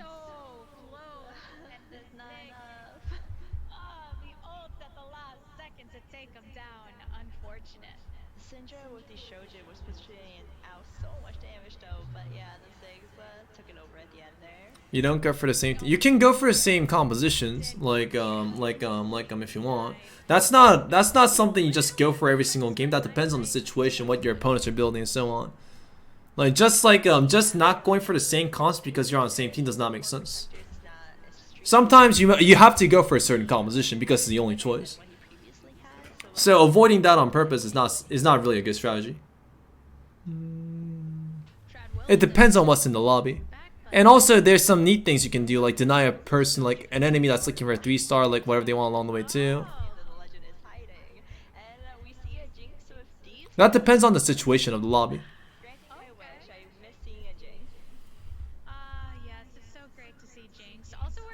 It's just any jacket I bought at like a department store. Kurims is currently really under upgraded. I would never stay at 50 gold if I was in this situation. Like, the comp he's looking for needs just a bunch of tier 2, tier 3 units to do okay-ish. I would have rolled a lot earlier to save some HP and take a lot less damage. This is my first time seeing him. I think he could have been at least tier in terms of HP, but he'd be at like 10 gold. But he'd be flaming with the win streak. And he would break the other players' win streaks too. And he would also end the game a bit faster so the opponents can't make a comeback. If he did that way, if. Got a tier double Shojins, okay. Unfortunately, he used the tier on the Shojin, so he can't really go for a sword comp, but he can go for a different comp in the end too. He can maybe transition into something different. We'll see exactly what he can do.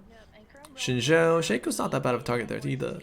I really do not like the double shroud choice so early. Like Bramble Vest and Thieves Gauntlet does more for the composition. Like if you make double like a shroud, it means you're sacrificing other itemization. You're sacrificing Guardian Angels, Bramble Vest. Quicksilver is not that important. These Gauntlet to a degree. And Shroud is more of a late game item, guys. It's not an early mid game item. Like, if you're offered a Shroud, you can make it, like, early on. And I guess that's not an issue. But you don't really need 2 Shrouds.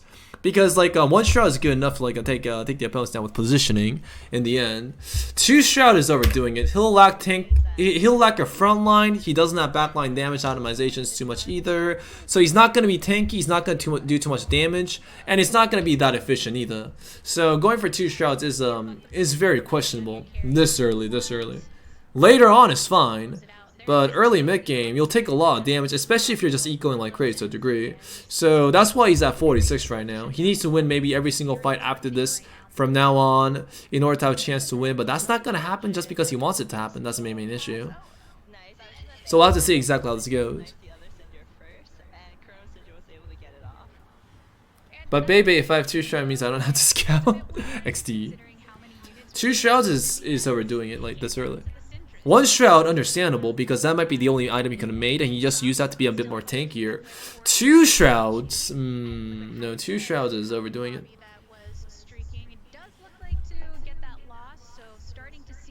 It's because they're following Peebo / Shroud every NA game. You can just make a Shroud early if that's the only item. Like, you have a chainmail for that, why not? But 2 Shrouds, There's so many things you have to sacrifice for 2 Shrouds.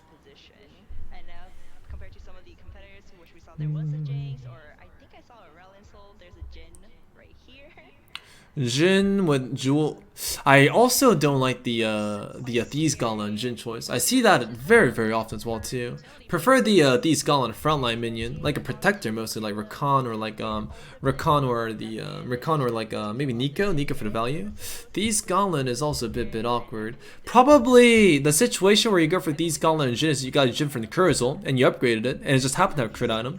And you wait until creep rounds for better itemization, you're off the crit item in the end. Then you can go for like the Thieves Gauntlet and Jin in that case. But if it's any other case, it's very, very questionable.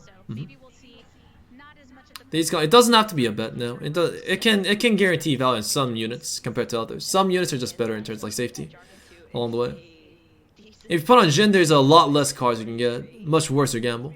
Lower odds. Less value. Like imagine put on Rakan, he can use all the mana items, he can use all the tank items, he can use all the damage items. So Rakan also does damage with like damage optimizations. But Jin can't use tank items, Jin can't use mana items, Jin can't use spell damage amplifying items either. So it's a worser target. Double Shojins on Syndra is doing good work though, I like it. Is double Shojin Syndra better than blue buff Syndra? I'm actually liking that a bit. Shojin, Runan, Syndra, a bit better. Oh, Janna! That Janna's gonna change everything. Kurums can go from like a potential 7th, no maybe 6th right now, potential 6th and maybe top 4. If lucky, first place is possible too. If lucky with that genre, he can get first place too. That's really, really good. He doesn't need that Arya anymore. Ah, no Zoe's though.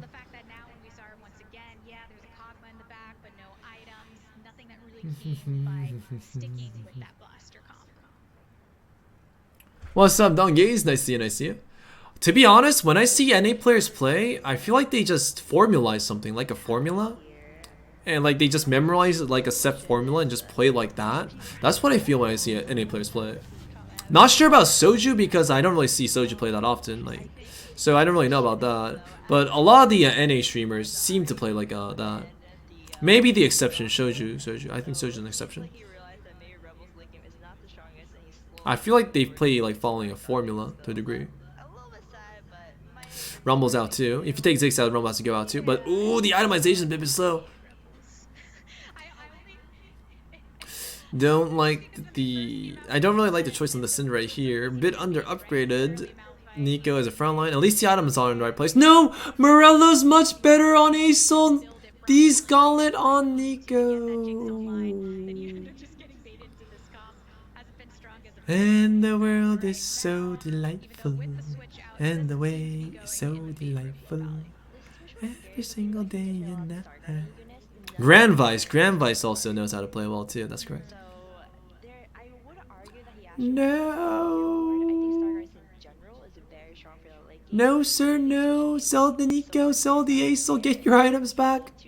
If you give these Skull Aesol, you sell it. You get the item back. It's useless. No. It's useless. You sell it. That might not be enough to carry. No, sir, sell Aesol. Look at it. It has Giant Slayer, Rudan's Hurricane. Sell it, sir, sell it. Please sell it. Put it on anything else. No, put it on Soraka or even Urgot's understandable. Don't put it on Aesol. Aesol can utilize only like utilize a lot less gods. On the way. It's Twitch rivals. It is to be expected though. Yeah, especially Soju now, who is running the Brawler Blaster. The main carry isn't per se the Jinx though, with these close, but it's still pushing out really good damage and beating Palace Combat, who just switched out of his Rebels.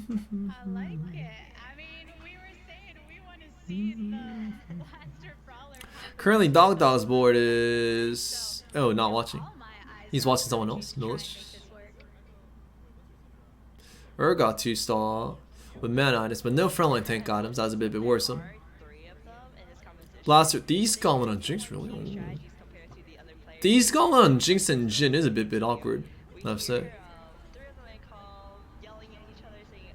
Prove me wrong? No, that's not possible. Jinx is the worst comp to go for in this meta. Every challenger Korean streamer will agree with that. Because the EU portion of Spirit Blossom earlier did some of that. There were people talking to What's up, Tosikas? Nice to see you, nice to see you. and almost hold on to units that were being run in other The item on Jinx is okay-ish though, companies, okay-ish. sell them and tell them when to roll for them. And with the way that Soju's team is doing, it seemed like they could start going for something like that with that specific type of strategy early on. It's better to go for Kog'Maw 2-star over Jinx 2-star, guys. Right now in this meta. 4 Blasters kind of okay though. 4 Blasters also pretty fine. I'm doing fine. Thank you very much for asking. Hope you're doing fine too. It's been a while. Yeah, it's great listening in. It doesn't matter if it's uncontested or not. This obviously TFT fans, and the great thing, as you know, as a member deeply into the TFT community, one of the greatest things is watching streams and being able to learn in the process. So it's so insightful to get to hear these top players talking to each other in this. Blasters aren't a real comp, guys. I know 4 Blaster games that showed up in the Korean tournament. They all got 7 players. No. Like, I use Battlecast every now and then to get first, but that's a Battlecast comp, not a Blaster comp. Like, of course, with RNG, every composition can get a chance to do good, I guess. But you shouldn't expect yourself to do good. It's that simple. Oh, great itemization transition right there. Good play. Israel's a good target for these Gauntlet. You can put on frontline too. They're both fun. I would prefer to use Gravestone. Chrono is nice but not that important. This is the best item ever, and then you watch them the next day and they're like, this item sucks, and it's because you know that they had either a bad time against it or like were running comps and it wasn't Oh, Kyu is really strong. That's a proper comp. These Gauntlet on Jin is a bit unfortunate though, I have to say. really hone in on each specific match. And I'm really happy to see that Oh, but getting destroyed. Ouch. really Oh, well. that Thieves Gauntlet on Jin. Plus finally, and having Kiyun does not have like the good setup against Blasters though. Like Zrotz is nice against other snipers and Sorks in general, but 2 Zrotz, nothing like a Bramovest or Wormouse and Jarvan will mean that the enemy Jinx will charge fast.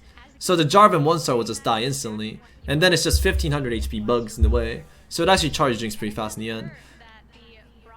Oh, level 9 with Ace, 2-star, nice.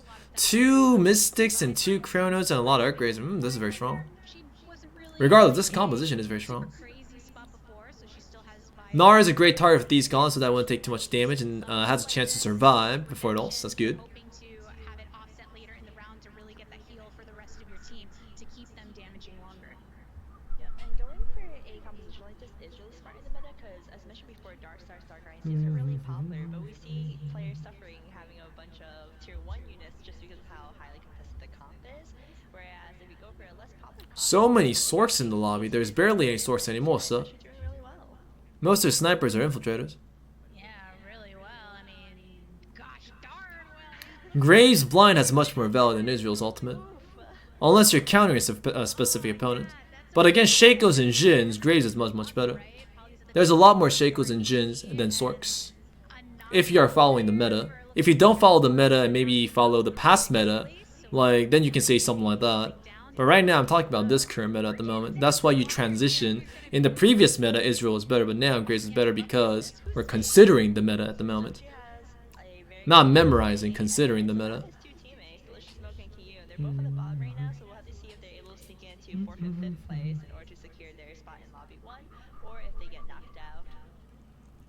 As a reminder to everyone watching or if you're tuning in for the first time, the way that it works with the format is basically the first 4 Surprised to see a Blaster comp win without Janna though. Usually the main character is Janna in the end. But the reason why I put Mystics in is because there's a lot of sources in the lobby. There's at least three like a main like a match damage composition in the lobby. Ooh, great items are there. get those points is going to be looking real good for him. Got it. This okay, man. Once you get it, you'll get it. Guardians and Asol is a nice choice. Asol is fine because Asol usually gets one shot by Jin. Not sure how much Jin comps are in this lobby though. I think there's a lot of failed sword comps in this lobby right here. Space. Do you ever find Yeah, swords with really weird itemizations, right? would ever be detrimental, or in this case, Ooh, don't like the Urgot and that. This one does not have frontline items whatsoever, so he's very squishy. There are times where I stream my games there, and there's like 10 of them. Like he has 0 tank items, so everything will just melt instantly. Sometimes it's really insightful, especially if they all agree on the same thing, right? But Urgot is also unnecessary in this composition at this point. Probably a bit better to give it to like Janna, anyways. while the other half screaming at me that it's better to the right side, and it's just like, alright. The reason why Jinx can't do well in this meta is because of the protectors. Protectors are good tank line items. Wormogs, Bramble Vest. Then she just can't kill the front line. Soju staying And that is a main issue. delicious milk. And the fact that like the front line just that Jinx has, Brawlers, melts way too fast and far too undervaluable compared to the other carries in the lobby. Secure his spot in lobby. This one's the same issue too. No tank items except for a bunch of summon items, right? Dratz enough is not good enough against the opponents too. Same thing for that opponent there too with the double shroud. Not enough tank items taken on. That's why he won this lobby with the blasters. Everybody else here lacked frontline tank itemizations to win. Original start. Ooh, against Kiyu. Oh no. There's a very good chance Soju might take out his teammate. Even if the Ash didn't get pulled there, he still lost that fight. The one that knocked out delicious milk, I believe. So it's not going to feel great as the captain if you're the one that ends In this meta, tank line item, frontline tank guy is much more important than backline items. Because backline units have enough damage to kill without DPS items. That's the meta at the moment. impact anything in that way, as Kyun will still be a member of Alright, best tank life. Watch games and learn from them. awarded depending on positioning here. Jewel Gauntlet on Asol, very strong. Members are able to keep their spot. Killed both own teammates. Oh, they're teammates? Cool. These are all players that was in lobby 1 since game 1, and it seems like even after game 3. Better killed by a comrade's hand than some other guy, right? That's what you call Hyped is doing well though, that's nice. deserve to be. And Lowpally is also a platinum player, right? A League of Legends main. He's also doing really well too. Dude, these guys, these non-TFT players are doing ridiculously well. That just means like they have really good game playing senses in general, regardless of that. Jeanne at the ready, but probably we'll keep keep for Mystics. It depends on what the other people are going for. That would be Oh, not going for Jeanne. Okay. Aurelian Soul having just a single rod, not a completed item in that part. We're already into stage. I guess he just wants to keep the Mystics because most of the lobbies like source or match damage in the end makes sense. Extra punch, if you will. Green Sewer God. This one's gonna keep on losing. Hope you are That one doing seems best well, strong. mate. NHT6 with a 9 month sub. Thank you very much, man. I'm doing fantastic. Thank you very much for asking. And as You don't need Janna in this composition. This is a correct choice, but not buying her. but only one Mystics is good enough to finish. selected items, the other one having just thieves' gloves to try and make the most of it. Ooh, that Urgot. Oh, Nar being eating looks so funny, funky. Alright, who's gonna die there? There was a Zerot player that seemed pretty strong. There's enough HP, so not exactly gonna get. Was it Heist or Kurmix? It feels like Kurmix. 1 HP, single digits for Crew, Pally, and Hype. So unfortunate for them, that is gonna be coming to a swift end within the next round or so. Such close. 2 mana is nice. Can pop a bit faster. 5 and 6. Luckily with the new point system, Kurmix was the Zerot player. you'll be able to tell. Frontline a bit lacking though. Probably rather than running to the portal. 2 Shrouds, Lulu 2-star. But it seems like He can reposition to, and then he can just kill Karma too. see if Kurum is able to get second place. Jin is a bit like an easier kill. In this case, it's a bit better to put their Jinx in the front so you can kill their backline a bit faster without wasting too much like walking space. Height though also a Zerot 2-star, nice. Good positioning to counter the opponent. Zerot, Janna actually prevented the Gnar from jumping in, good timing. Janna missed the Jinx though, unfortunately, but this Mystic synergy is good enough for Jinx cleanup, nice. So great choice from like Soju should go for Mystics to counter the opponents in the lobby. If you could see our faces there, cheesing and smiling ear to ear. 'Cause Oh, Hype actually know what the meta is pretty well though. and there you go. Still Well, what Hype built into was not a bad build whatsoever. doubt that times around. So he managed to learn the meta pretty fast. Strong, well, not very strong with 6 HP, but at least guaranteeing the top 2 finish for hit points. He doesn't need to like look for anything else in particular. He just needs to finish the little 2-star and the composition's done. And that should be first place. It's gonna be the third game now where we'll see who ends up first or second, but they've been consistently at the top, and it just shows that even lobby having to get top 2 3 games straight in lobby, Gnar in the perfect position to snipe down the back line. they are. Could be the final showdown Oh, that's perfect for Gnar right there. versus the Uak. 4-level Dark Star. Oh wait, unless it's the Rakan, then it's kind of awkward. They're coming out strong. But not enough damage. Ooh. Win Janna's trying her best, casting and stunning. streak. Oh, But it missed the Jinx there, unfortunately, and that should be enough. GG. CC, but it's not enough. And the toxic Soju comes out, calling Kurum. Here we go, last exam. Alright, good luck, good luck. Not a single Jin in this lobby. Guess nobody had the signs for it. Good game though. Like, regardless of Soju going for blasters, he played that really well. Counter played the opponents perfectly. Good positioning. Could have been a bit better, but good position regardless. And Captain Nova here in the top 4. So still a fight to find out the exact Play matchup outside the to meta. join into lobby number 1 for the next rounds. NA players, I guess this can be compared with NA players. That's not really an out of the meta build though. That's not an out of the meta build too. I know a lot of NA players that play cybernetics and blasters still, some that force it regardless. So not sure about that, but he does. You can praise like his like a counter plays with your opponents. That's for sure. That's kind of what the plan for them is with Grand Vice starting in lobby 1. Crowan currently going for a Zaya 3-star composition, but Zaya composition can't usually beat like a Jin compositions. For them to have Jin is a better variation regardless. depending on how they continue to do within this round and the next one. It's an afro, right? There, I believe Kurum is I'm pretty sure that hair can only be made with a wig. Like, imagine if that wasn't a wig. That's even worse. position, and a Timo Shroom. How can you manage that? Look at Rakan items. To snipe the backline, it's kind of cool. Blade Master Rakan. Is a member Sniping the backline, that's pretty fun. It's pretty fun and cool. deserves to be in every version of the Runeterra universe. A fellow Timo lover. Well, and it's so great that they work in the shrooms and Jeanne, 2-star, sorry, Guardian, it actually offers Jarvan. unit within TFT. Decent composition.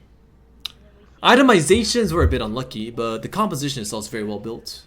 Running the 6 Guardians competition. Trap Claw versus not. Yeah, full Star Guardian as well A lot of shrouds in the lobby. Interesting. there is a heavy mystic Nice sumo with the Twitch Prime sub. Thank you very much, man. Have a fine day. end, which I'm sure Let's hope the shroud didn't follow. The shroud did follow. Good play from Becca right there. are available for some Clumping up against Teemo's not that good though. Like, your front line dies way too fast if you clump up against Teemo. Like, it died ridiculously faster, right? So you gotta kill them faster in that case, but the odds of that happening, Janna missed, is very low.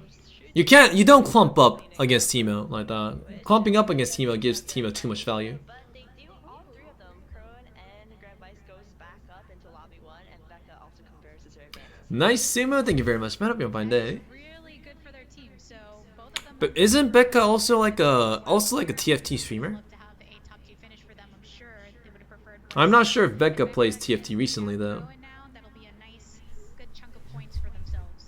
Yes, yeah, right. Oh, still streams it. Oh, okay. Rowan's composition is a little tough because Shredder tends to end up being more grouped up. It is a jar of 3, and so you Zaya, interesting location. Oh, that position is actually kind of nice. here with the Teemo, so you want to spread out your unit a little bit so the Teemo. That was the best ship I've seen today. Wow, I like it. Great ship recon. This tech is also really good because clumps up. It focuses down the backline right there, right? Teemo, Jin, Janna, and Lulu as well too, all at once. Zaya still alive, pushing through. This guy showed the best level positioning I saw so far today. Is this guy also a challenger too? Like this guy was the one that showed the best level positioning so far amongst the players I've seen today, for sure. Nice and healthy all the way and through. Sniper count working out. He actually positions like right before the last moment before the round ends. Usually people don't do it that much. Half fast too. Not the fastest, but decently fast. And the composition he went for is a Zaya 3-star tech. Current is challenger, right? Yeah, he felt like a challenger player to me. Like you can just judge it just based on like what he does during the rounds and like what builds you go for. If you just judge those two, you can partially check their skill level. Of course, there's other factors too. Good play on Soju right there, removing these gauntlets. Blaster Brawler is a possible comp. So fair. And the tech to go for Lulu and Soraka was perfectly correct in this lobby. Everybody else was Sorks. Wants is that What's the next one?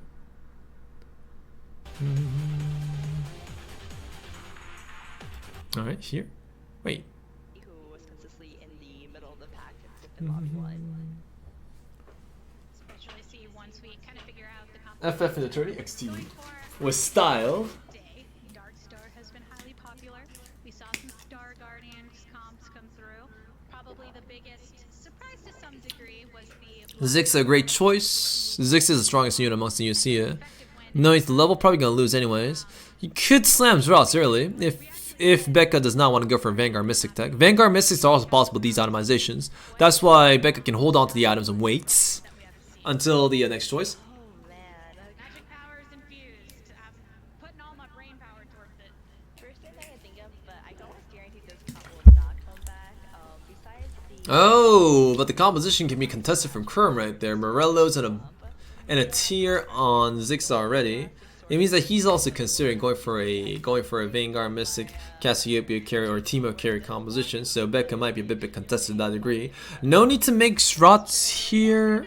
Maybe somebody will bring Ribbon back into the No. Even with Zrots, buying a bit more time would not win. bar, especially considering that No need to make Zrots. synergies don't align with it. Just one of those units that you would want to run with Sorcerer because of the kind of fringe benefit that you get from that trait that envelops all. Still no direction, just chill. No need to do anything in particular. starting point where I think she mostly will go for a losing streak. Unfortunately, Sell for gold. No need to keep the Caitlyn's either, not that important. decently weak. It's probably a Vanguard Mystic route, but you need to see, you need to scout the lobby first to see if you encounter the opponents in the lobby too. Vanguard Mystics do well against protector snipers in general. That's why the build was built in the first place. You do not want to get Caitlyn here though. Ziggs is much stronger than Caitlyn. Right? I think that's one of the differences. I guess she wants to keep Caitlyn, but I don't like that. No need to use the belt. No. Okay. You don't want to use the belt there just in case you find a Cassiopeia soon with like this is what's gonna happen when it's bad. You find a Bobby 2-star, you get the belt Bobby 2-star ready, then you find a rod, Cassiopeia and Cursal, alright? Then you have to sell your Bobby 2-star to get your Morellonomicons back, right? In order to get that value back. So belting Bobby will not change the result of the fights whatsoever while limiting Becca's build in general, which is a big like problem. When he ultimately revealed to CC half I look like Sub Alert XD. Yep. Alright, Poppy showed up. Stage 1. Stage 2, alright. Eloy shows up, alright. Finds Cassiopeia in the Cursal with like I don't know, like a rod or something. Alright. And then it becomes a very awkward play. And that's what happens when you use items that you don't have to use so early. loves to work fight for that very It wasn't gonna change the result whatsoever in the next fight. a lot of people's favorite. You can wait. You don't need to put the belt now. You can wait and watch the fight. And judging if the belt will win you the fight or not, you can slam it then. You don't need to slam it now. That's not something you need to do so early. So you can hold on to the belt, and okay, if I belt this, I'll win. Then you can do it like that, right? And it's kind of one of those aspects where you get Like, see, right now the belt HP is completely irrelevant when you're losing. That's how it goes usually. capitalize, but as we see It's completely irrelevant in most cases. Ki-Yoon has a nice start though with the R2 style. benefit from trying to pivot to something Like, if the components help the win or was very relevant to a degree, that's fine. But that's what usually happens. You put a component on a unit that's hard to sell, and then you find a carry that has better itemization or potential on it, and it doesn't work in the end. Like, that's how it goes. But no idea what Becca is thinking of to go for yet. That depends. It's only relevant, like, if she wants to go for a composition that we're thinking of at the moment. But she might have her own plan in mind. That's how it goes. Like, a lot of players have their own plan set in mind or does it just come down to the when they're like picking itemization choices.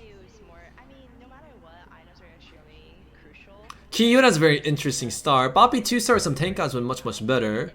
Surprised with the Luden start. Luden start's not as strong as it used to in this meta.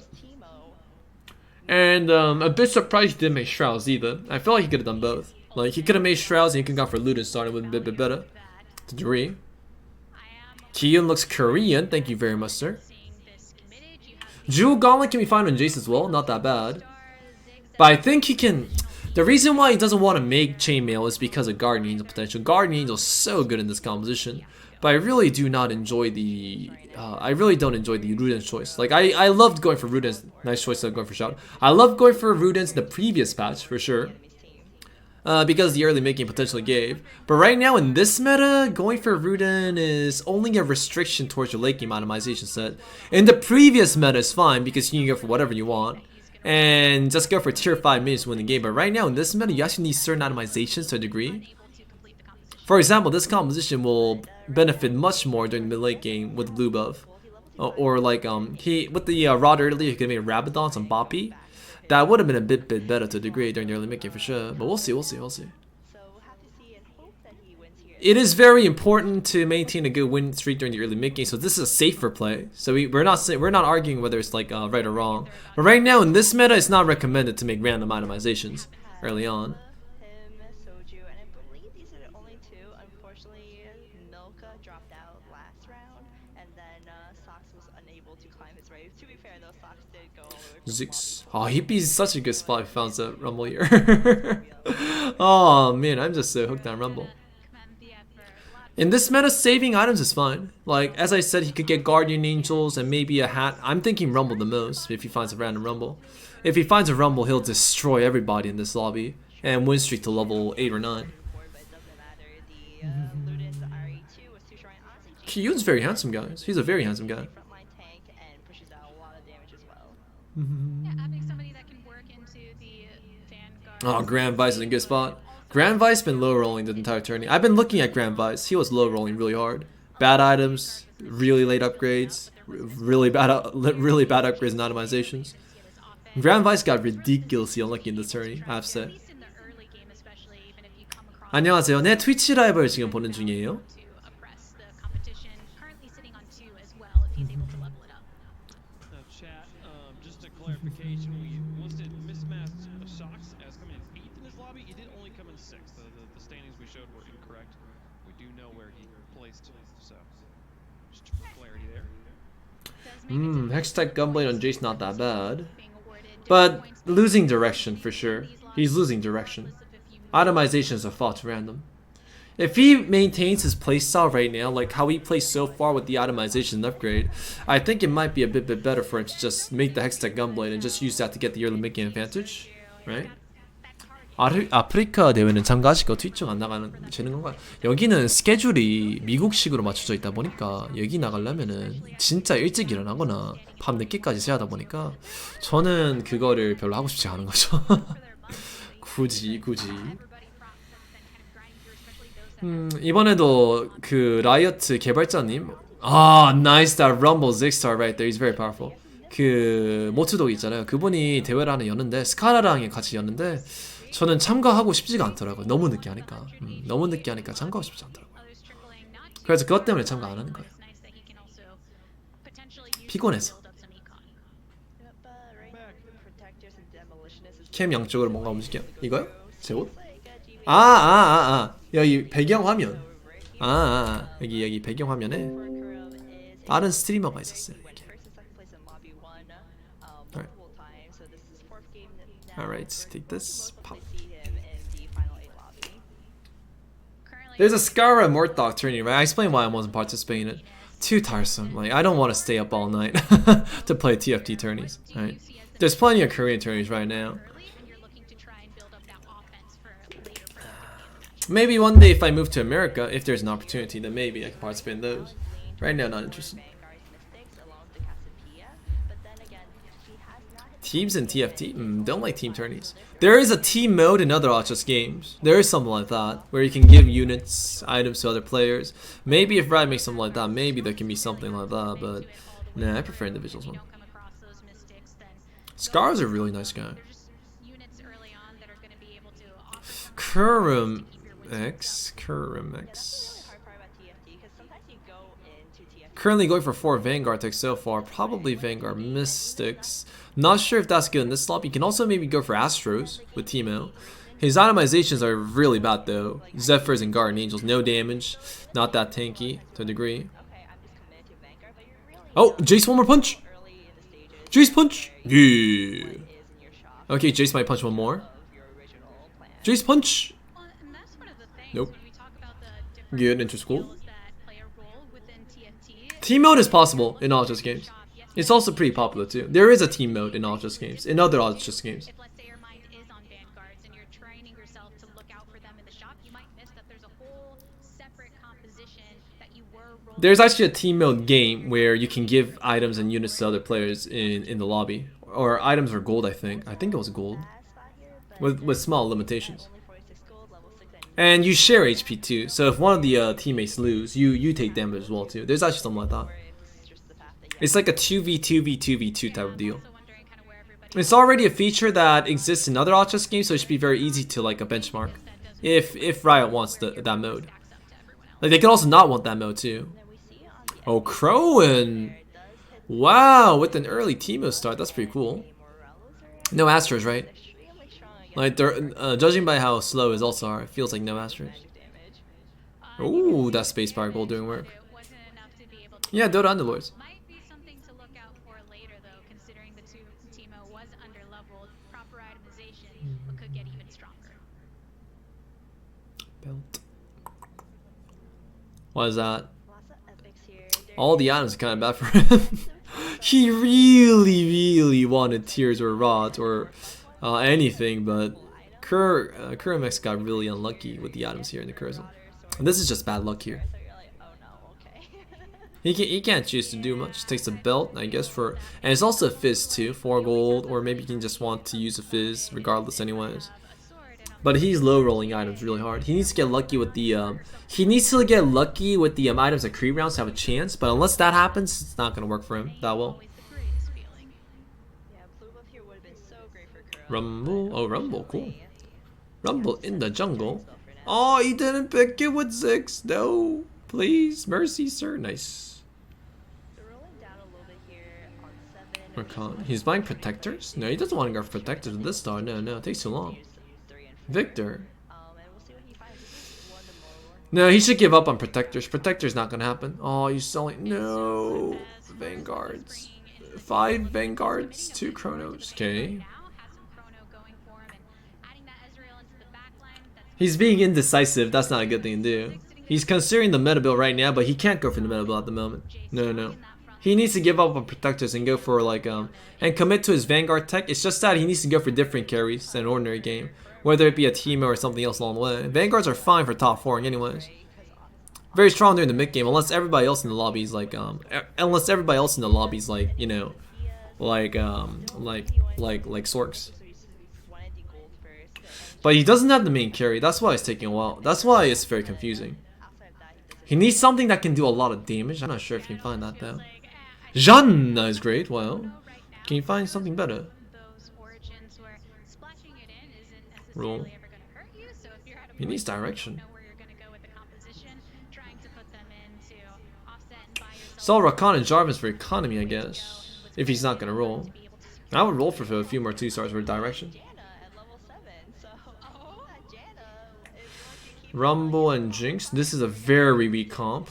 Interesting. It's a ridiculously weak comp. Last Whisper's red buff is no damage on Jinx. It's a Jinx 1-star. It's just I can Blue buff here for this stage. on Ziggs is kind of okay. Pretty good place. Blue buff on Ziggs is kind of okay. Rumble's doing work stunning. I do like the Rumble choice added in to get more stun value to buy time. Oh, the Jinx is popping off there. Is that good enough? early on, and we see that Jinx But not a good timing to win. back. Last Whisper and red buff on her. It is, so she is holding strong now. It feels like the red buff is definitely putting in a lot of the work, and she was able to pick up the W there. But if you notice, so many of those units weren't yet 2-stars, and it was still very close in the end. Considering the synergies that she has currently aren't necessarily seen as the strongest, she is hoping to ramp up into leveling up the Jinx, get her to a 2-star eventually, and add some strength. So in that case, I'm curious if she's going to go for the full 6 Rebels route, which is the least top player, or if she goes for a variation.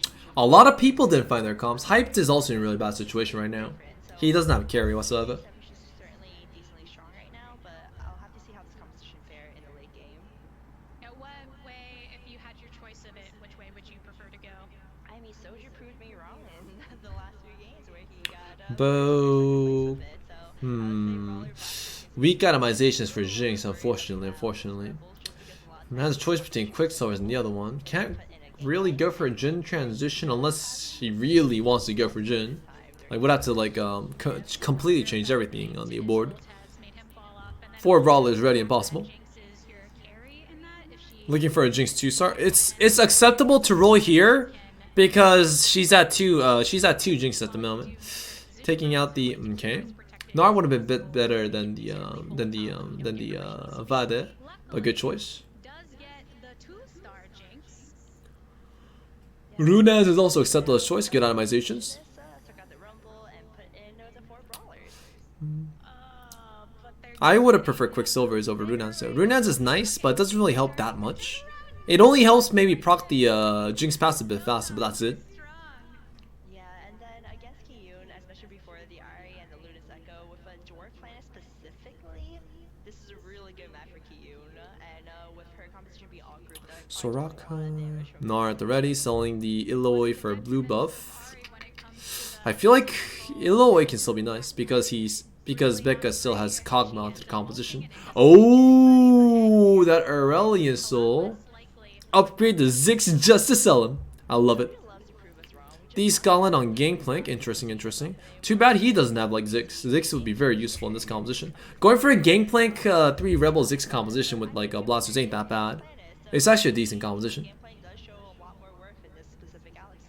Runaz is, there's no reason for Runaz to be good against Syndra. those are going to be some fast attacking blasters positioning right there. Oh, Gangplank! You can do it. Nice. Or the Bomb him down, boys. Bomb him down. Blitzcrank gonna go bye-bye. He was able to get a ult off though, I believe, towards the end there, but was not enough. Look at that Nar. So, Nar, we talked about how the fact that this is going to be a champion you will see here on Dwarf Planet, and here he is as a 2-star. And there is a player that I believe is guaranteed top 4, stage 4. Nar, good situation to be in. Great sell onto the Gangplank. He does not need that without Demolitionist. That man just Rebels and Infiltrators added. The Scotland can go on both Echo and Nar, both are fine. He could just use on Echo at the moment, just sell him off later on. It's not much of an issue. Grand Vice, looking okay so far. Itemization is a bit awkward, but still decent regardless. Blue buff Astro Teemo, strong. Lacking Mystics at the moment, but has what? Oh, it has Janna and Acel. Interesting. Doesn't need Acel, but Damage output. feel like Janna would be a bit better than Teemo and Astros. The reason why he's using Teemo right here is probably for like Bard, so he can ego a bit harder. Because he's strong to win the fight anyways. Timo is in this current meta. Yeah, Oh no, Teemo's actually doing pretty well. Never mind. I shouldn't disrespect Teemo. Teemo's doing really well into his damage value too. we're gonna need to rely on him. He's going to transition Jhin as a carry for mid late game later too. But that's the reason why Bar should be preferred in this particular location. Now, I would prefer putting Janna and Jhin instead of Teemo, since he has a Jhin as a potential. He also has an IE at the rate too. We have Nico there.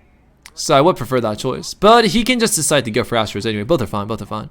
It's a choice matter issue. Majority of the team due to the smaller map The reason why Teemo is fine is because currently this galaxy here is the Dwarf Star Galaxy, so there's only 3 rows. So Teemo is actually gonna hit a lot of units with his ultimate. So going for Teemo is okay for that particular reason. It's a choice issue, I said. It's not a right or wrong issue. It's a choice issue here. I'm just saying the choices so that you guys can understand, oh, I can go for this or I can go for that in this particular case scenario. So there's this options, there's that options. Yeah, and Ash is honestly a very underrated character. More popular in this current Janna, great. sometimes like Trojan Ash, for example, can carry. Oh, rolling, nice. Roll for a Teemo, finds a Teemo that's just good enough for him to level 9. Great decision making right there. If he just greeted for level 9, he could have lost the fight, taken extra damage and lost the streak. So rolling is actually saving gold in that sense. What do you make of the Astro synergy? Because it does have that in effect here too. Astro is overall good. This comp is okay. Not the best tank items, not the best damage items, but those are 2 tank items in the front, 2 damage items in the back. Don't really think much about it. So he's very tanky, he'll save a lot of time. But in general, I would say that Astro Sniper Oh, that Teemo damage doing work. to be a It's AoE damage, so it's hitting 2 at once. Proxys manas and allows you to get the most out of them. The good thing about not using genre right now is that, well, this one does not have mystics. If your opponents have mystics, you actually make your opponents tankier. Position in general, you said it. He's extremely strong right now. Difficult for anyone to find a way to shut down that Great choice in selling for economy. on the damage chart. As I said, he can just go for level 9 now. He doesn't have to keep the Teemo with these atomization setups in this composition, but he can if he wants to. He just keep the IE for Jin, makes sense. Jin is the safer choice. Since he found the Teemo upgraded, I guess he wants to keep it, but I don't like keeping Astros at this point in the game. Like, it's not the Teemo I have the issue with. The issue I have with is the Nautilus and the Bard there. Those 2 units are the ones that I have issues with. So that's why I'm saying maybe just get rid of Teemo instead. Because he adds the HP and can do whatever he wants. Yeah, and position-wise with the current meta, a lot of them pump those together to just back to But Teemo will stay for now. He'll stay for a while. the Teemo really It's very strong. due to the nature. It's true. And if you keep that in mind as well, as the lobby gets tighter and tighter, if there are multiple compositions that are really positioning around that way, then he can get more and more specific with his targeting to shut down the threat of anyone. It's crazy to think he's still at 100 HP since Hyped is in the bottom of the lobby with 12. 100 HP versus 12. Grand Vice is a good player. Of course he knows how to snowball, snowball a great start. Grand Vice is maintain his win He knows how to use the gold that he gained from win streak to utilize that to his advantage, maintain a good win streak, pressure your opponents. Make it feel kind of like a normal lobby, right? When you're just chilling with friends, like winding down at the end of the day. Like, I got a long way to go if anyone ends up busting my streak. right? It's the worst feeling too, though. Belts, crit item, and he could just get for Morella's 9. Not that bad. Ooh, 2 Jandas. Nah, he's gonna slow level. He doesn't need to force the level right now. Sell the Jinzhou and force the level? No. Morello's 9. He's probably gonna make the IE onto the Jin there. If you go to second place and third place, their health points are pretty similar, separate from each other, but adding together doesn't even come close. Hype's situation right now is not due to him playing other games. The situation right now is that he couldn't find a single carry. I saw his board state a while ago. He has 0 carries whatsoever. To win more points for your team after that. If I am anyone but Grand Vice with GBA right now, I'm kind of thinking So it means that he wasn't offered a carry. I'm just going for that top. With that And if you're in that situation, even if you're like a challenger rank 1 player, you'll just lose off.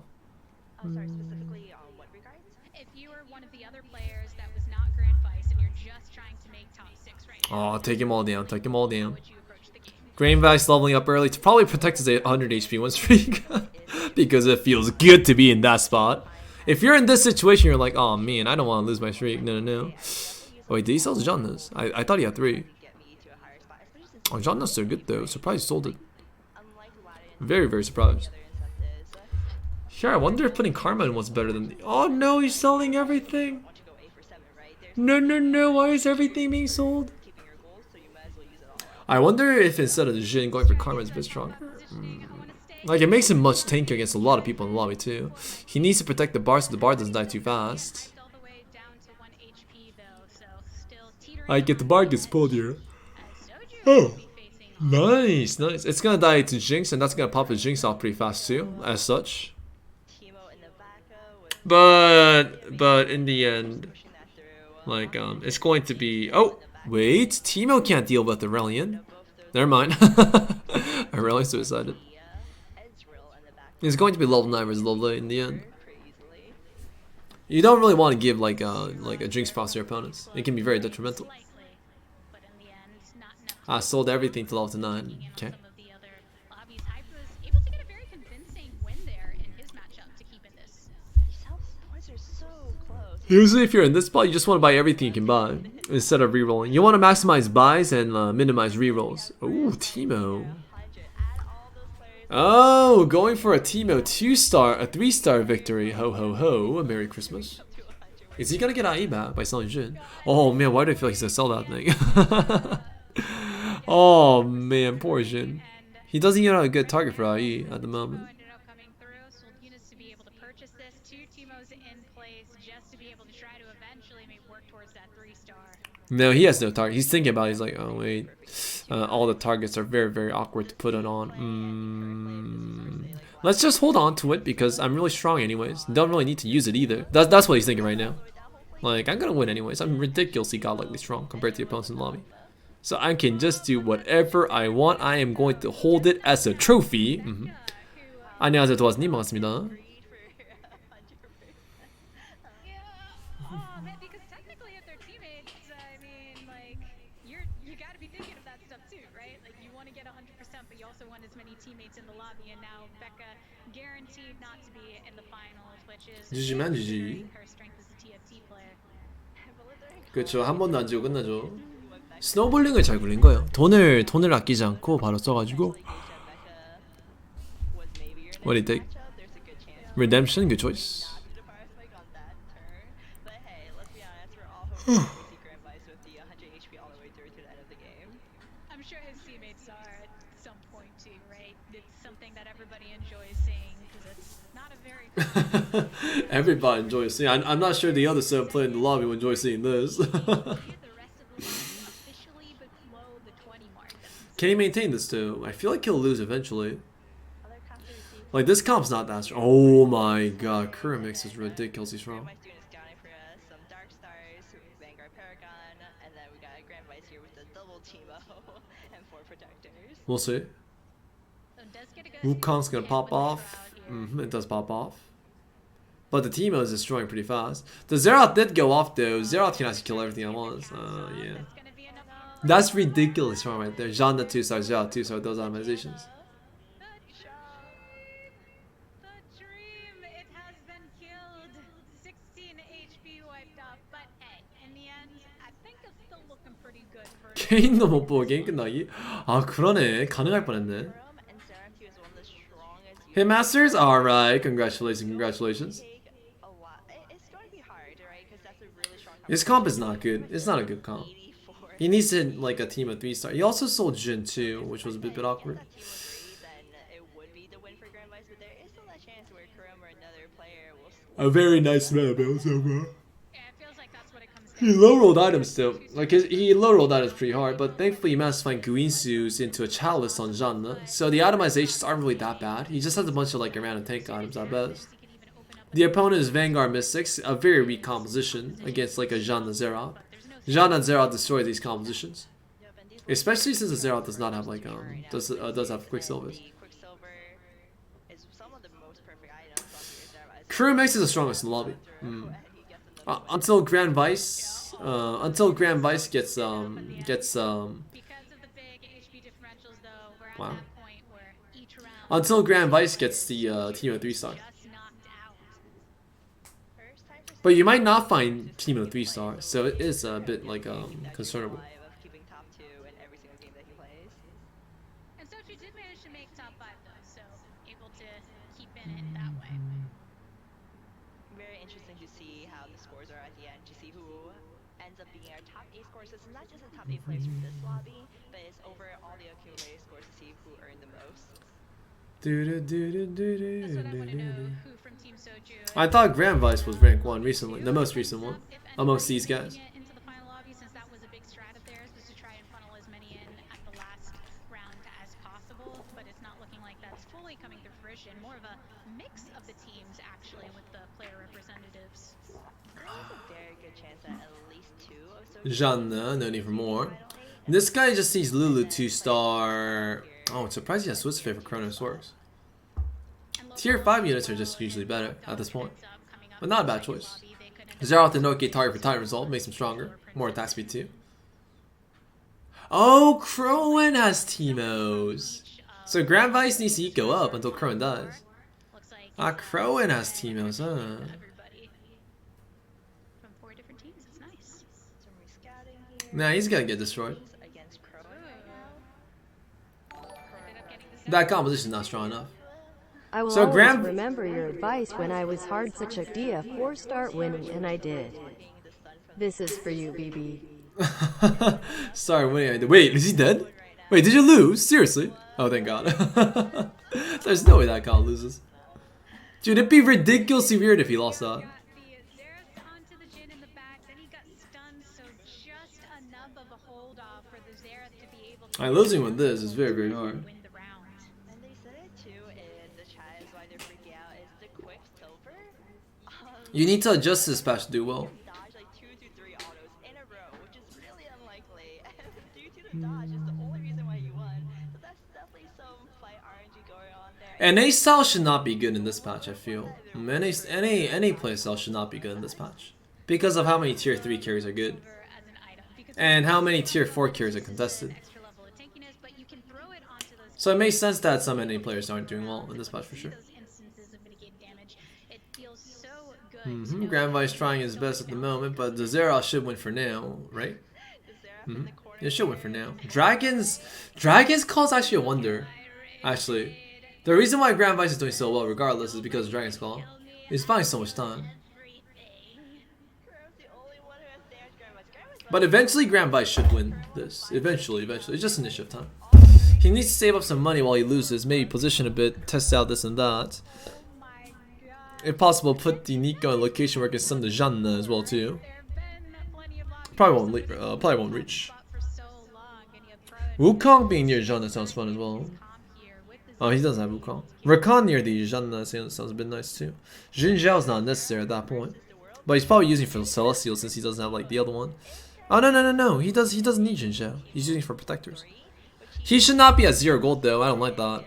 He should not be at 0 gold. I think he can definitely secure it, but as of right now, I guess Kermix debated the positioning on the shroud. goes off. There's still some decent healing happening on the opposite side, but the burst Ooh. damage. Oh, actually, does he win? Wow. chance that was a really good GG. He won a lot faster than I thought he would. so much health. I thought he would win after stage, maybe after stage 7. That's when I thought he would win. Surprised he won that so fast. But the atomization from Kermix was a bit bad. Makes sense. At that point, it's just a matter of time before your opponent dies off. and a resealable lid. Learn more. Thought Teemo 3-star would be necessary. I guess not. All right, 4 rounds in the books. 1 more to go. Only 8 of our players. One more to go. Those 쿠라는 그 신비랑 그 우주 비행 시너지를 위해서. before it is going to be Great 2-star, Kog'Maw 1-star, Giant Slayer into a Eloy. Usually you don't want to use Kog'Maw unless you have rep buff. Usually you do not. It does not get you wish streaks early mid game. during the your portion of Spirit Blossom earlier. It doesn't have damage to kill the protectors in the front. Elaborating, it won't be as necessary in the final. Modicai's a 2-star. Surprised he used Zed over Rakan. Maybe a lost streak on purpose type of thing. That individual player that you're hoping to Protectors are much stronger than a random Zed. So right now, Team versus Soju, unfortunate because they're both at 100 HP, so one of them is unable to keep the perfect win streak all the way through Krugs. Soju does take the sit though, and it seems like from his build right now and itemization, I think he's going for Brawler Blasts again with a Jinx carry. Giant Slayer already made on the Kog'Maw. He has the 2 Frogs and 2 Blasts. Malphite, good start. Oh, that's a really nice start. was able to 2 upgrades so far, 2 Kog'Mas, 2 Eloys, a lot of pairs, good potential. This combat has really good potential. Also a vibe to prepare as well too. trying to scramble for some of theirs as well. He can Nico the Kog'Ma if he wants. Great play. No. I always think about that too. I'm like, do I just Nico the Kog'Ma win streak like crazy? Ah, great play right there. I like that. And he That guarantees his win streak. Since he does not have rep up from the Kog'Maw, it's a bit awkward. You can win, you can't win. Usually. Does this opinion on Jinx? Of course Jinx is a horrible card to go for. Usually if you go for like a Jinx Blaster, you should expect to get 7th. Arcibello? Of course not. Like, I know what happened in this tourney once you guys told me that Blasters got first place a few games. I know what happened before I watched it. Like, before I watched it in the end. There's a bit more detail, but of course it doesn't change my opinion whatsoever.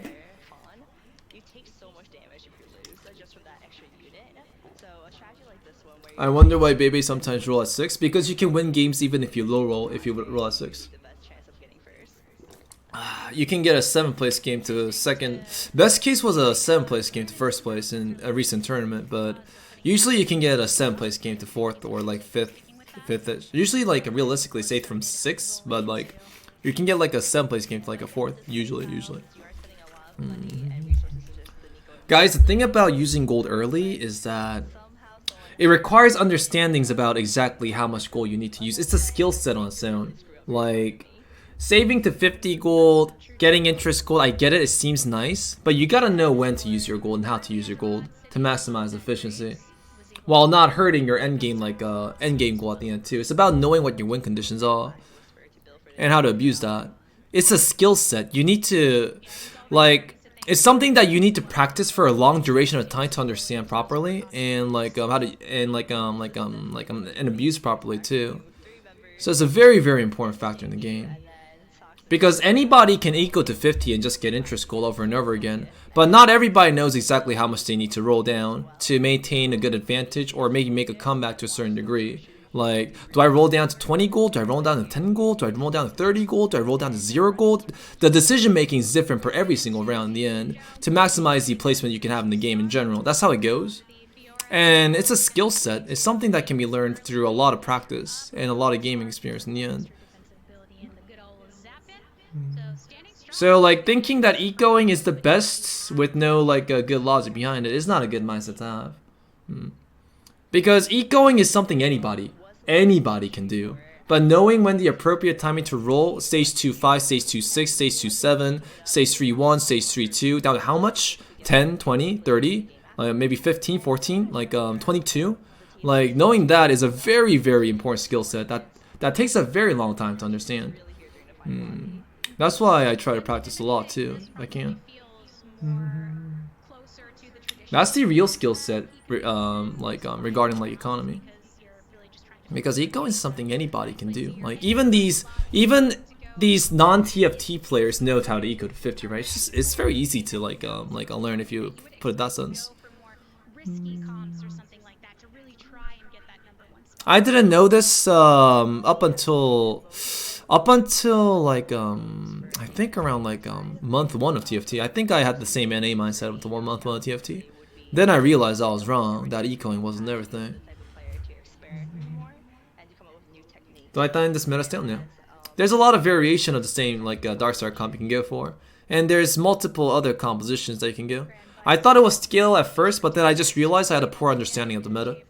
Then once I started understanding the meta, then I realized that there's a lot more compositions I could go for, so it's not really stale. I used to complain that the meta was stale up until like a week or 2 ago, but then you know what happened? I got used to the meta, and I realized that there's a lot more options you can go for if you have a good understanding of the meta.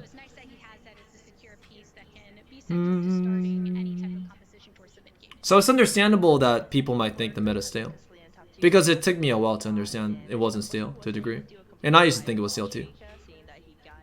That answer gave me hope about TFT. Okay. Morthog was right. It was pretty balanced. Well, not super balanced though, because Protector is still winning every single game. It's not like perfectly balanced, but there's a lot of things you can go for.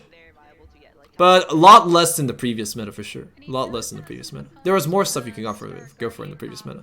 4 Protectors, 1 Ari, 3-star Guardians, fair. Itemizations are a bit awkward too. They're all components. Like this could be Ionic component, this can be Guardians component, this could be Blue Buff component, Shojin components. Why don't you play NA servers anymore? There's nothing to learn there. There's really nothing to learn in NA anymore. So there's no reason for me playing in it. I'm more interested in other regions, like especially Turkey for sure. Turkey and maybe what was the other one? I was interested in something else too. Ludens early, interesting. Surprised that NA players are going for Ludens. I thought NA players hated Ludens. In the previous patch, people hated Ludens a lot. I don't think Ludens is good in this meta anymore. I thought it was one of the best times in the previous previous patch, but in this patch, Ludens does fall off. I feel. EU West is nice too, but I don't think I can play in EU. I want to, like, I can't connect to EU. That's why. Ludens is good for win streaking, but I don't recommend Ludens in this meta for sure, guys.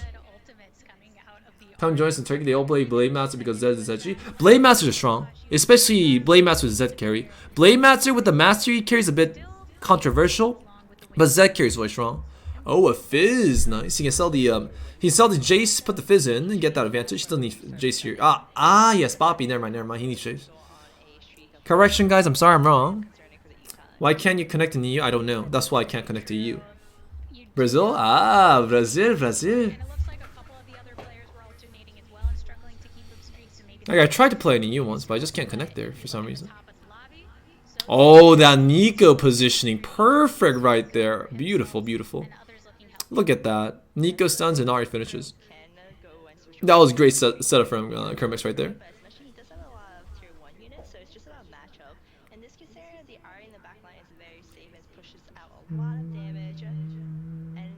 What's up, Spotex? Nice to see you, nice to see you. For those who don't know, I'm a bit less motivated to play in this patch right now because my next tourney is on patch 10.15. So instead of playing just a bunch of random games, I'm just watching like a tourney because backseating is fun. It's fun when I'm not playing the game, right? Here, I would just roll down to 30 to look for an upgrade to save some HP and like currently we do have like 3 pairs. Oh no, 2 pairs, and there's a lot of things you can look for in the end. So down to 30 is fine.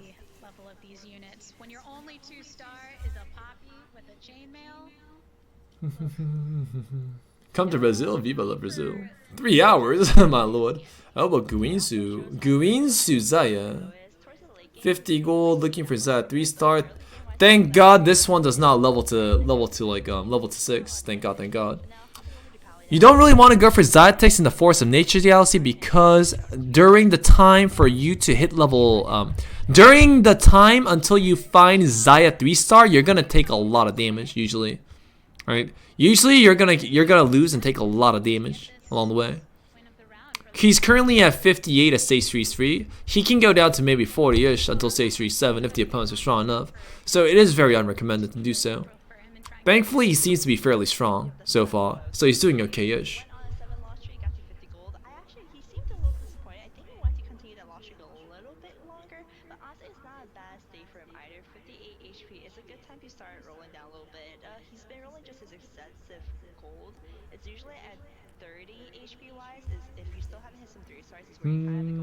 He's rolling down to 50. This is called slow rolling. It's a first place strat because this slow roll strategy allows you to level 9 because of the excess decline that you have.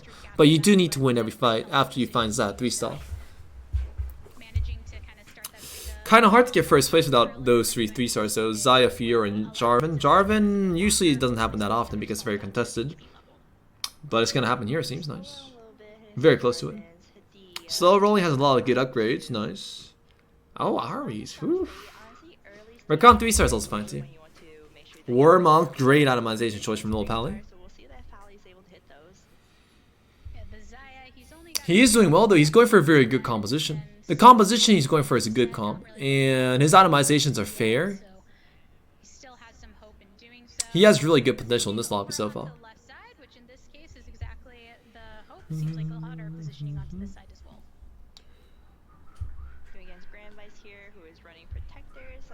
Contesting, not contesting doesn't matter in these games. It depends on exactly what composition you're going for, how you're going for, what shows up to a degree. Just like just a composition being contested, you don't go for it is not how you play this game. That does not make you stronger. The most important thing in a team match is denying your opponent's compositions or countering them. Those two are the most important particular factors.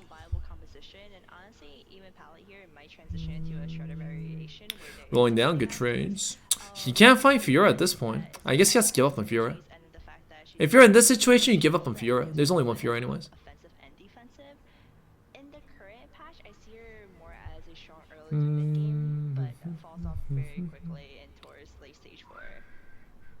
Especially if you get her early, and then between her and Shen, you kind of have some. The opponent is a blaster type, very strong. 2 snipers, 2 chronos, 4 brawlers, 4 brawlers. And she can't carry late, could be a problem.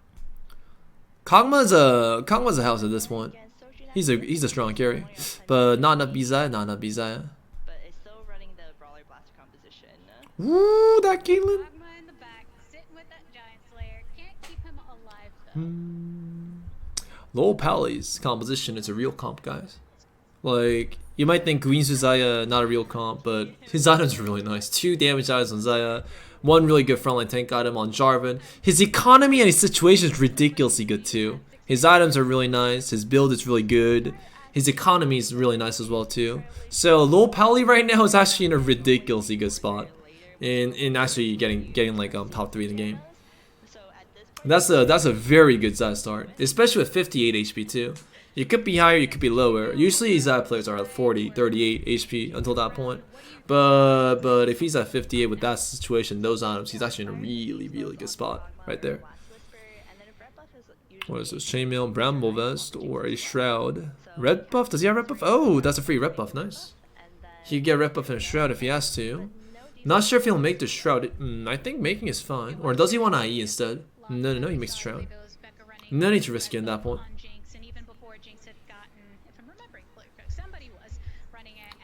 네, 해외에서 그 트위치 라이벌이라고 좀 유명한 스트리머끼리 하는 대회가 있어요. 근데 롤토체스뿐만 아니라 롤, 뭐 CS고, 발로란 이런 것도 같이 하는 것 같아요, 보니까.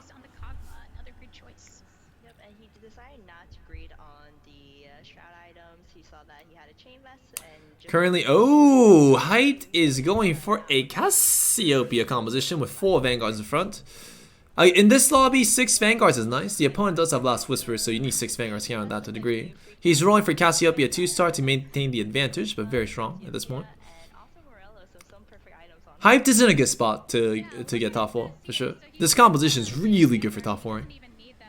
As long as he doesn't get countered by let's say, Battle Cats or Janna early on. Great, Cassiopeia at the ready. Oh, he does have 6 Vanguards. Right, it's a Force Ninja Galaxy. In this case, he's in a really good spot. He can decide to just eco up right now because he's not really that weak. He can also roll for Jace 2-star at least if he wants to. But he doesn't have to. Saving up is fine. But he needs to find Jace 2-star at least at level 8. He can't just go for level 9 instantly, unfortunately.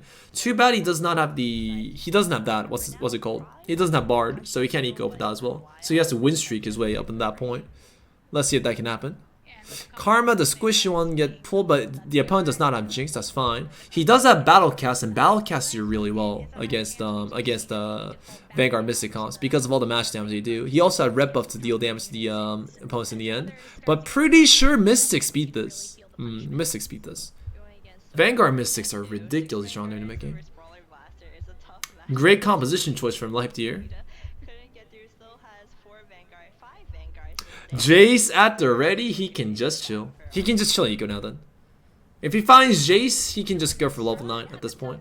He has Cassiopeia, great items with Cassiopeia. He has 6 Vanguards. No need to look for Wukong because Wukong's kind of hard to find. And he can just level to 9, add a Thresh, whatever tier 5 unit he wants. End the game.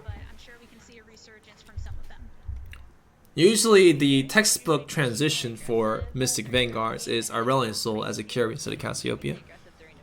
That's the textbook transition.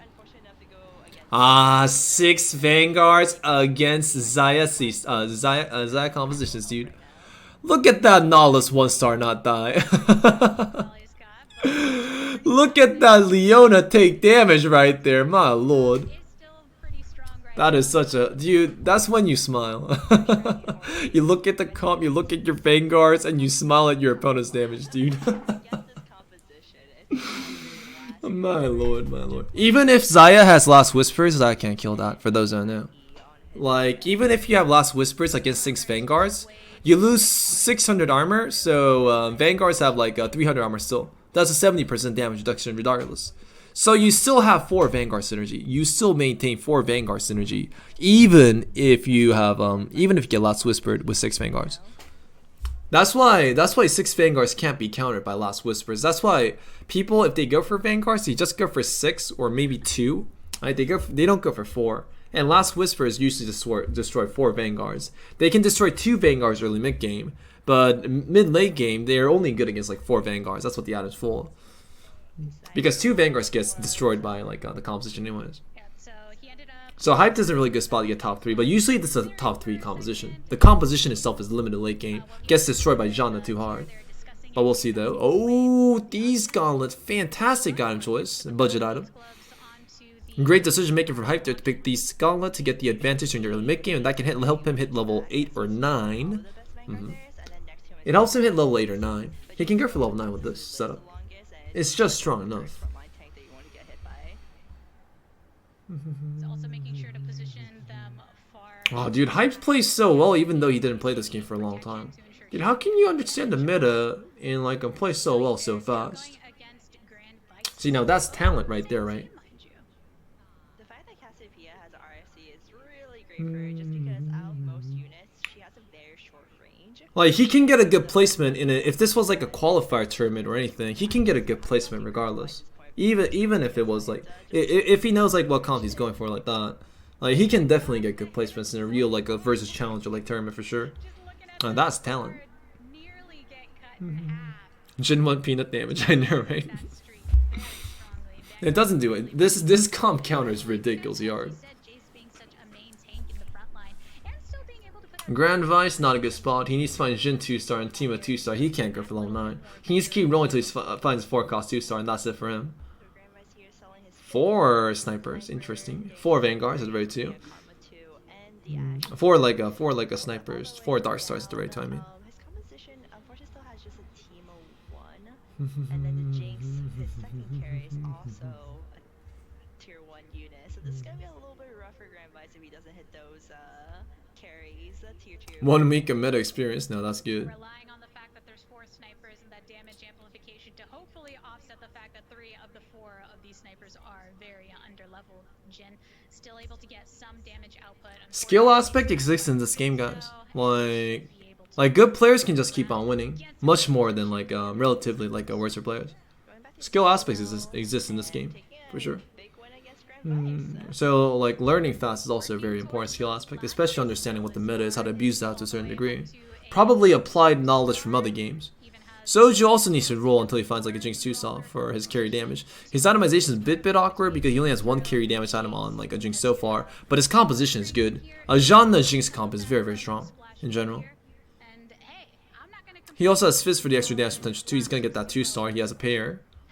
But the Jinx is a bit worrisome. He could also not find it. Just because the fact that he's Like just because it's not contested doesn't mean it'll show up. but he did find it early. That's the nature of this game. And then Usually whatever show up more. Like if let's say if 6 people are going for I don't know, like Janna or like Teemo. Let's say 6 people are going for Teemo. Teemo shows up like crazy on your board, I swear. for Soju though, we'll see if he decides to build Oh, and IE, that's perfect. since it is IE and Bramovis, I guess. IE can amplify Jinx's damage to a certain degree where it's threatful.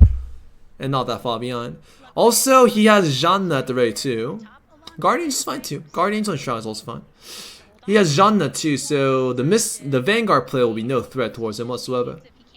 Like Jinx struggles really hard against 6 like Vanguards if he does not have Janna. But once they find Janna, they can just beat them easily at that point. Because Vanguards, the unit themselves, are very low in value. Wait, why is Low Pally so low in HP? Oh man, and he's been trying to make this Shredder comp where he did get the Wait, why is he so low in HP? ended up having good items, but the Gnar went right to the back line, did get taken out, and the healing is coming through. That's strange. This composition should not be this low in HP. He had 58 HP last time I saw him. He was in good spot. Stage 3. Did he not find a single Zaya after he rolled on his gold? there's a lot of 3 This guy should not be at 8 HP. That's not possible. What the? What happened? was still able to heal back up due to Celestial. He has 6 Blade Masters. Wait, what could have possibly gone wrong? Quite exactly where he needs to be power-wise. He has some Found Zaya 3 star too late, really? pressure off in Celestial. That's the Oh, I kind of want to watch him and see what happened there. die. They can't heal up. He should not. That comp should never be at 8 HP because this comp is ridiculously strong during the mid game. Like that's how it goes. We're finally able to get the No, he has that 2-star. He has 6 size last time I saw him, I think, at 50 gold. Sage, that was 3-5 too. The sniper That was strange. This is really, really strange. I'm so glad that we get to see this, He especially found at with 28. Aurelia being somebody I that wonder if he slow rolls just within still. recent times, Like, usually you're supposed to all in until you find it at that handful of point. potential, but you're Maybe really he slow rolled it? these If he slow rolled it, it's a misplay. the Mhm. Shaco jumped onto the Zaya in the back line. Oh, that bloodthirster shaker though. Oh my god, that thing, dude. The Shaco is Oh my god, that thing, dude. enough. Is this position? No, this position is really bad too. Ah, Lock survived. The mana, he's able to 1v5 and Pally left The position is also really bad, but like even regardless of the positioning, this value should be good enough to not like you know die. That's really weird. His comp is really good. This one's the meta comp. Kerwin has a good understanding of the meta, what the meta is at the moment. Hairstyle is unbalanced. His hairstyle does need a bit of balancing, I do agree. I like it, that's pretty cool. But his left side is bigger than his right side, right? To be honest. pretty awful for Pally though. Like it looked great for My hair is a bit unbalanced in that sense too. 4 or 5 years. Is this the left? My left side is also bigger than my right side. It's really OP, but if you position correctly where your Zaya was on the opposite side, there Let's was a see. good chance that they would have won instead just because the Zaya would have stayed alive longer. Shaco should not be able to one-shot RFC. That's the problem with this meta. Jin doesn't even need damage items to one-shot things, right? That is a problem with this meta right now. The DPS units, some DPS units just do too much damage without itemizations. That's why you can only build. That's the problem with this meta. That's why I only build tank items, because you have enough damage regardless. Being taken out on the same round. And so it begins. Milk, Soju, and Kiyun are on the same team. Cool. Soju's gonna kill them one by one, it seems. By calling by calling And I feel like he's gonna say something like, "Why'd you guys die off? You guys weren't strong enough." And I took Grand Vice, and he was at the top of the lobby at one point. He's dropped all the way down to 9 HP. But there are. But you know the thing about challenger players, when they kill other challenger players, they usually laugh at them. Especially close ones. What they were hoping for. That is challenger level, what you call it, like mindset right there. Legends of Runeterra as well as TFT. Mission achieved in LOR. Now just looking to secure it in the second title of Spirit Blossom. Current also at a 5-win streak right now, I believe, has a really strong composition. The Shaco, as we saw before, is now tier 2, and even I believe at tier 1 it was destroying their opponents. And there's also Jin as a secondary carry, and a Fizz with double frozen heart. Shaco, both sides are very strong. They're both meta comps. Itemizations are fine. But actually, double Greens on Zero has a bit of ways. Just Shaco is much stronger. Whew. Shaco versus Shaco, let's go. These backlines. Which Shaco will win? Which Shaco will triumph? They're almost the exact same comp, aren't they? It's gonna be down to This Shaco wins. Shaco. Look at that Shaco go. Comes back. Oh man, these Shaco wars, dude. Shaco's one of the most broken things in the game with itemization. Went full mana. And Shaco can do that as a 1-star unit too, for those who don't know. Shaco 1-star can do the exact same thing. It was like a game of wait. We saw 2 Zero 2-star. No Quicksilvers and no mana items on Janna though. That's a bit of an issue. Stopping that, so keeps it down to the wire. Grand Vice also taken down. Caster's Curse continues, so we should no longer bet on the person we think will win the lobby. This is what I told Jarvan relocation is nice. Rakan location is fine. Modicai's a bit awkward. The one that gets pulled is a Lulu. Lulu's a bit squishy though. he's really You don't want to give squishies towards the enemy like Jinx. Shaco also didn't focus the Jinx down too, that's not good. But the Frozen Art is doing work onto the Jinx, that's nice. The Zeroth got stunned. That might be a critical. Nope, he has Shaco. Not critical. into it. Oh, down to the wire. The Xerath 2 and the Shaco way too strong. Kyo going on his streak himself now, and then Cohen taking down 3. If you're top 4, you can anticipate who you're gonna fight next. And you can throw on purpose. That's something you can do, I guess, as a strategy for your teammates to buy time. You can see Kyun going and scouting to try and figure out But those situations rarely happen. facing off against after this round. Because we're down to that wire. Final 5 in the lobby. Soju and Hyped are much more on the healthy end in terms of HP, but later down down the line, that makes very minimal difference. And I guess you can hold stuff like Zephyrs and like Shrouds too, but those are very small like small like differences. Which is also a really good item. So it's a lot about position now that most players, I believe. I know Soju has a shroud, and then Level up, add in another Janna. No. I think he had a Fizzin for infiltrators. Nice. Is going to be key with the shrouds, as well as the fact that we've seen there's a fizz that has double frozen heart. Now the composition looks ordinary. I like it. Placing these onto the infiltrators to try and get the impact onto the back line. Not as effective. Now Hype is in a bad spot. Everybody has Janna, so Hype has to hope that other people just die off before he does. He's gonna slowly lose at this point. And then this is the part where you could actually help out your team. Vanguard Mystics can't do much against Zeroth and Zeroth and like Karma. Zeroth and Janna. Do less damage to each other. A lot of Vanguards are useless at this point. Boppy's useless, Leota's useless. At this point, you have to sell those to get value. Zeroth has enough damage to kill those in the end, as such. So Hyped is gonna slowly die. Top 4. Probably 4th place. I don't think Delicious is weaker than Night at this point in the game. Since the rest of the lobby has Janna, I don't know about like Delicious Milk at the moment though. Hype should sell his Vanguards. He has to. Everything else is better. And that you know all 3 of them are now positioning around you. Timo, okay. Yep, that's all they care about. They don't really care. It really doesn't matter to them in terms, except for bragging rights, the order of the top 3. Actually, if this is well coordinated, you can actually position opponents while dodging your allies too. That's also possible too. Hype is gonna die there. He can't beat this. Anyone can beat Kyu right now. The double Gwinsus and then Zeroth too. It's going to Key over Delicious Milk. Cannot beat Zeroth 2 star there either. Zeroth 2 star is far too strong. Okay, 1 is fine, but 2, that's If the Blaster player didn't have Janna, then Hype has a chance. But since he has Janna, he gets countered. Usually, as I said, it gets 3rd place, but 1 HP off of getting 3rd. number 4 spot. Holy moly. That question is, will one of them sell their board for the other? Yeah, that's what I'm wondering. Like, does anybody care more than They're on the same team, right? so that's They're on the same team, right? boost them up, but I don't know, you know them best. Do you think they're more of the competitive types? So in that point, it's all about like it's all about pride. Nobody's gonna throw on purpose. You gotta destroy the other guy, of course. I think Soju might make another bet with Kiyun, but on the other hand, if they even make a joke, I'm sure one person will just auto sell his entire board. Hyun's build is The chat preview in the bottom left corner too. technically it is a bit stronger, technically, but the itemization is just very poor. that they love calling this 1 Quicksilver's on Zeroth would have been enough. But the Zeroth got pulled into the middle of the Nar, and Kiyun's gonna take a huge hit, and Soju takes the lobby. Team Captain. Good game there. Representing